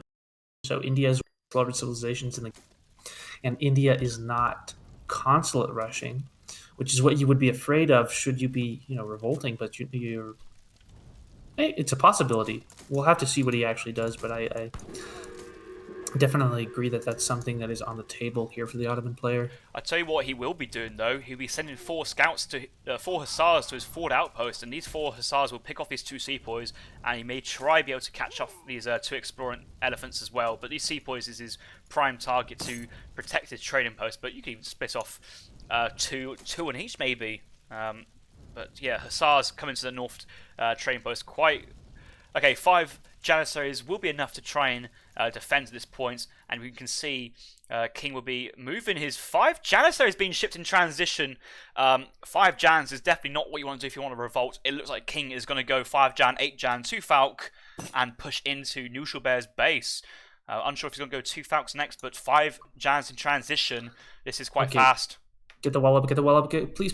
Oh, I think he just. Oh, he gets it! But, I mean, the villager does go down, but, like. Just siege it down. Yeah, you can just siege it down and go in anyway. Decided there, but now the Hussar have free reign to deny these 2 layers of walls.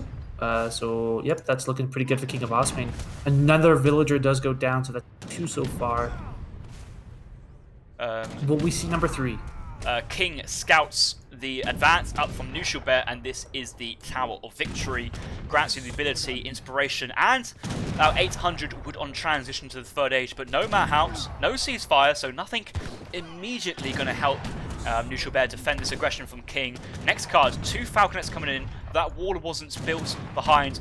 2 Falconets will be in very, very quickly, and who needs 8 Janissaries where you can send 5 from the second age and be in super fast? We have Falconets in Knuschelbär's base at 8.5 minutes. I think Knuschelbär needs to send a shipment to try and defend this, but he didn't have enough resources from food to send something like 7 Urumi, siege elephants, howders, or mahouts. Yep, he's not going to be able to get that on the field, which is going to be really unfortunate for him. He does not going to be able to afford it. I feel like Sepoy are your best option here. They kind of the most well-rounded unit to deal with what's on the field here from KINGofOsmane, but these Falconets have been wailing away at the Agra Fort. That's going to go down. The 2 villagers inside might be forfeit as well. This is a very strong push from KINGofOsmane. 5 Hussar joining the fight. Yeah, wow. Let's hope for Knuschelbär wasn't sending Gurkhas. Oh, 2 howders! Oh, he did have enough food to send that. Well, that's awesome. I don't know that it'd be enough. I mean, the Falconet, these 2 Howdah are not. They get snared by the Hussar. And the last Falconet is still up. That's a nice shipment from Knuschelbär, though. It kind of counters everything which King has, and King will need to kind of be thinking about going Abus guns possibly to try and counter. He does have the 5 Abus in deck. He also does have 8 Janissaries, and you know these guys outrange Janissaries, but probably won't be able to trade cost efficiency. And if you have 8 Jans, you just go underneath the town centre and just fight. Royal green jackets from Knuschelbär. He probably wants to send Gurkhas afterwards. Royal Green Jackets, I believe, is the +1. Three Gurkhas with every tech at the consulates, plus the multiply versus heavy infantry. And tech's being researched. Is he getting anything? He could go for the Minutemen, and that's a tech. He's got the Ottoman consulate down, but not enough export here. Yeah, that's really, really interesting. Yeah, the Minutemen would be a great one to have. Isn't that too slow to deal with what Ottoman has? Like, these Abagus guns now join the field. They're going to be able to take down this low HP Howdah. It's only got 117 hit points left. This town center should go down. I don't foresee Knuschelbär being able to save it unless another shipment pops out in a few moments here, but... Villager completed the wall, but all these villagers have been in the town centre, not far in. Gurkhas do come out. These have a 16 times by 3 multiply, but 2 Hussars still on the field. Where are the Howdahs? They need to engage the Hussars. This town centre only has 65 HP. Please siege it down before another shipment comes in. A few sepoys on the other side. His hand attack to snare off. Oh, come on, siege the town centre. But he has to deal with the Gurkhas because if he sieges the town center... Alright, there we go. One Janissary, well, was sieging it. It only had 3 hit points left, so that town center is still up with 40 HP. That is ridiculous. Yeah. The Gurkha are getting picked off by the Janissaries, however. And good call. I think Knuschelbär will be able to get the repair off to start it, but has to make this wall to buy time. Repairs in, but hopefully the infantry can siege across this wall and actually stop the repair at about less than 1,000 HP. He needs to put some damage on the town centre. This is priority, King. This needs to be... Do it. And yeah, the Aegis gun with the 6 range does do that, so it does interrupt the repair. Those walls going up at the last second. What are we watching? Age of Empires 2? I don't know, but like, all right, we're back to sieging this town center, and the question is, do we get a shipment out? What do you even send at this point? You haven't been gathering any resources. The only shipment you can send is 9 sepoys. Well, I mean, if you can afford it, Yurumi. Yeah, but another town center does go up over here. Oh wow! But I think he's gonna lose too many villagers. Look at all those villagers just in the middle of nowhere, just getting chased by these Janissaries. KINGofOsmane, I think, has done it and is going to bring this series up to 3-2-2, unless something crazy happens, which it could, because this game has been, really action-packed. Well, another wall coming around to try and save these villagers, and once that town centre gets up, it's a position you can come back from. Trading post put down but not completed. 5 Jans chasing these 2 villagers. He needs to try and micro that one, but it looks like his villagers will get away. May actually just want to come back and just regroup his Janissaries and take down houses, markets. The Tower of Victory, that grants the ability for inspiration. Knuschelbär has afforded this other town centre due to the 800 wood available in Age Up. But King is playing smart now, getting veteran Janissaries, getting the Galata Tower district so you can get more villagers. He's currently popped at 25, and I think King's happy of taking down buildings and playing eco behind this instead of potentially right-clicking and getting completely taken off. Oh, I like this. All right, so KINGofOsmane, he kind of has a blank list to work at this point. He can paint whatever picture he wants with this game. He's just too far ahead. But he sends the frigate, which is going to allow him to make sure that India is not on the wall, and that'll allow him to really cinch this game and make sure that he does indeed pick up the win. He's playing it safe now, just getting up his economy again with, trading posts and getting the villager in the market upgrades and upgrading his units and consolidating everything.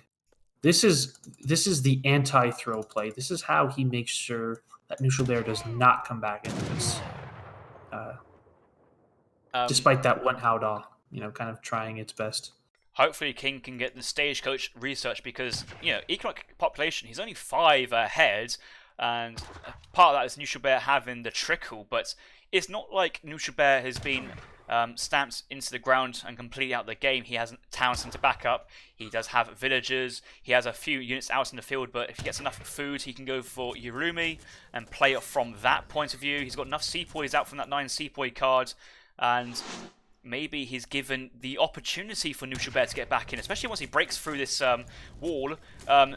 King's army is trapped on this side of the wall. He can't really help out his own town centre, so if Knuschelbär right-clicks underneath King, he'll be idling lots of villagers underneath this town centre. Minutemen and Gurkha being called in. Oh, I like this. if we see a pop of Yurumi at this point, that could really flip this game upside down. Well, perhaps not upside down, but it's going to really help him. And now it's Gurkha's coming Sentry's out from the Royal Green involved. Jackets, remember? Yep. Yeah, no, you're correct. He totally does. And some Powder are on the field as well. You've got Janissaries. You've got one falling to these Janissaries and melee over here. Wow. Actually, Knuschelbär is doing a good job at picking away at these Janissaries. The core army is still very dangerous, of course, but he's whittling away at it. Abe's chasing Sepoys north side, so those 9 Sepoys are not really getting too much done, and looks like Jans are trying to trade where they can versus Howder, but Howders have high HP, and 2 high HP Howders remain in 72 range attack. And these Howders are just tearing apart these Jans. It looks like the Jans are trying to link up with the Abus guns. Abus are chasing the Sepoys and managed to kill 6 of these Sepoys from that 5 Abus shipments. 8 more Janissaries being shipped from King of Osmane, so finally getting that 8 Jan shipments. And I think once the Abus join up with these 8 Jans and 5 remaining Jans, King should be in enough position to scare away the Howder, and then it's be back to Howder and Yurumi versus these Janissaries. I think Yurumi actually will be very, very strong at this situation. Yeah, Yurumi, if Knuschelbär is able to get so much. I'm hoping he gets that out for his sake. But again, Ottoman, they're getting Stagecoach up here. They're getting the trader outline. I would like to see perhaps like another town center or something, but that's up to King of Osmane. I think Knuschelbär would have really liked to pop those Ottoman minutes, Gurkhas, Howders on top of a Yurumi shipment and those 9 Sepoys. Those 9 Sepoys were AFK during that fight, and just imagine if they were in the scene as well. They could have really taken the entire Janissary masses, maybe distracted some fire and let those Minutemen Gurkha continuously fire behind. Howders in the middle of the map trying to pick off reinforcements. Really nice play from Knuschelbär. He sees reinforcing Janissaries, and these 2 Howders will 2 shots a Janissary. Yurumi being shipped out on the field now, and where they're going straight for this infantry mass. Tower infantry being sieged. We may see Inspiration Yurumi coming straight away. Where are the Abus guns? Oh, pull back. King of Osmane. There you go. Oh my god. The llama making it awkward. Knuschelbär's own llama's blocking his own units here. Janissaries in front of the Abus guns. These Abus guns, though, are doing enough to absolutely destroy his Yurumi. Abus very strong versus Yurumi. Bypasses their range resist. And I think that may be heading towards the end of the game, because he was hoping for a bit more of a power play off that Yurumi shipment, but they all go down. I think 4 Jans and Abus, not many went down there. Yeah, not really. The Yurumi are a unit that excel in a chaotic situation. But this was not chaos. This was just Ottoman, kiting with Abus guns, and the Yurumi were not utilized to their full potential there. As you mentioned earlier, it would have been great to see them in that initial fight. Those 9 Sepoy from earlier also didn't really accomplish much. They just got picked off one at a time by Abus guns. So we were seeing some great guerrilla tactics out of Knuschelbär, but not quite enough, I think, to come back into this game. Look at this. Howder getting right onto these Abus guns, picking off all these reinforcements. Really good use of that Howder, but he's just losing buildings in his base, and I think King's just going to carry on pushing in here. Another town centre being thrown up. He has the 3 TP Stagecoach behind this. I don't think he can lose this position. Knuschelbär typing GG, and good game to end off with. Well played, both players. Current final score: Knuschelbär leading King 3-2. And need to remember, King gave Knuschelbär a rehost in game number 1, and we need to praise his sportsmanship there, because a rehost was not required and was at King's discretion. So props to King for that one, and well done for coming back in the series as well. After going 3-1 down on Adirondax, I think King was like, right, I need to get that final game just to kind of make it not too impactful for the rest of the team. Yeah, that was very good out of King of Osmane. He did kind of drop the first map a little bit too easily, but he was able to make it the result 3-2 instead of a 4-1 or a 5-0, which is what you want. You want to limit the amount of damage that is done from the other team. So King of Osmane still played this pretty well, despite the series going out the way that it did. This is a playoff 5, so every game matters, including the last one. So well played by King of Osmane there, but Knuschelbär does take it 3-2. Right, yeah, quite a long series, and I think the next series is going to kick off straight away afterwards between Hatamoto Samurai and his opponent, who I'm AFK for my PC. I don't know who it is. I want to assume it is going to be a Scroogey cast, and that's one maybe with somebody else. Let's have a quick check of what has happened on Discord and to see what is going on for next series. Yep, absolutely. Let's see. That was a fun series, though. I really enjoyed watching them. Good games all the way through. Military population, we see that Kings already push in and just send in 5 Janissaries in transition, and I've seen a few games where 5 Jans have been shipped, and a few players are like, "Oh, 5 Janissaries, I'm not liking this one," but it plays like the Spanish 8 pikeman shipments in transition, just squeezing the extra shipments in between. But that just led King able to send 2 Falconets as first card and pressure straight away. Previously, you kind of have to send 8 Jans first to provide the cover for the Falconets, and then your Falconets come in a minute later, and it just feels a little bit slow. But that was a lot of pressure, very, very quickly in the Indian player's base, and yeah, good build order from King, I think.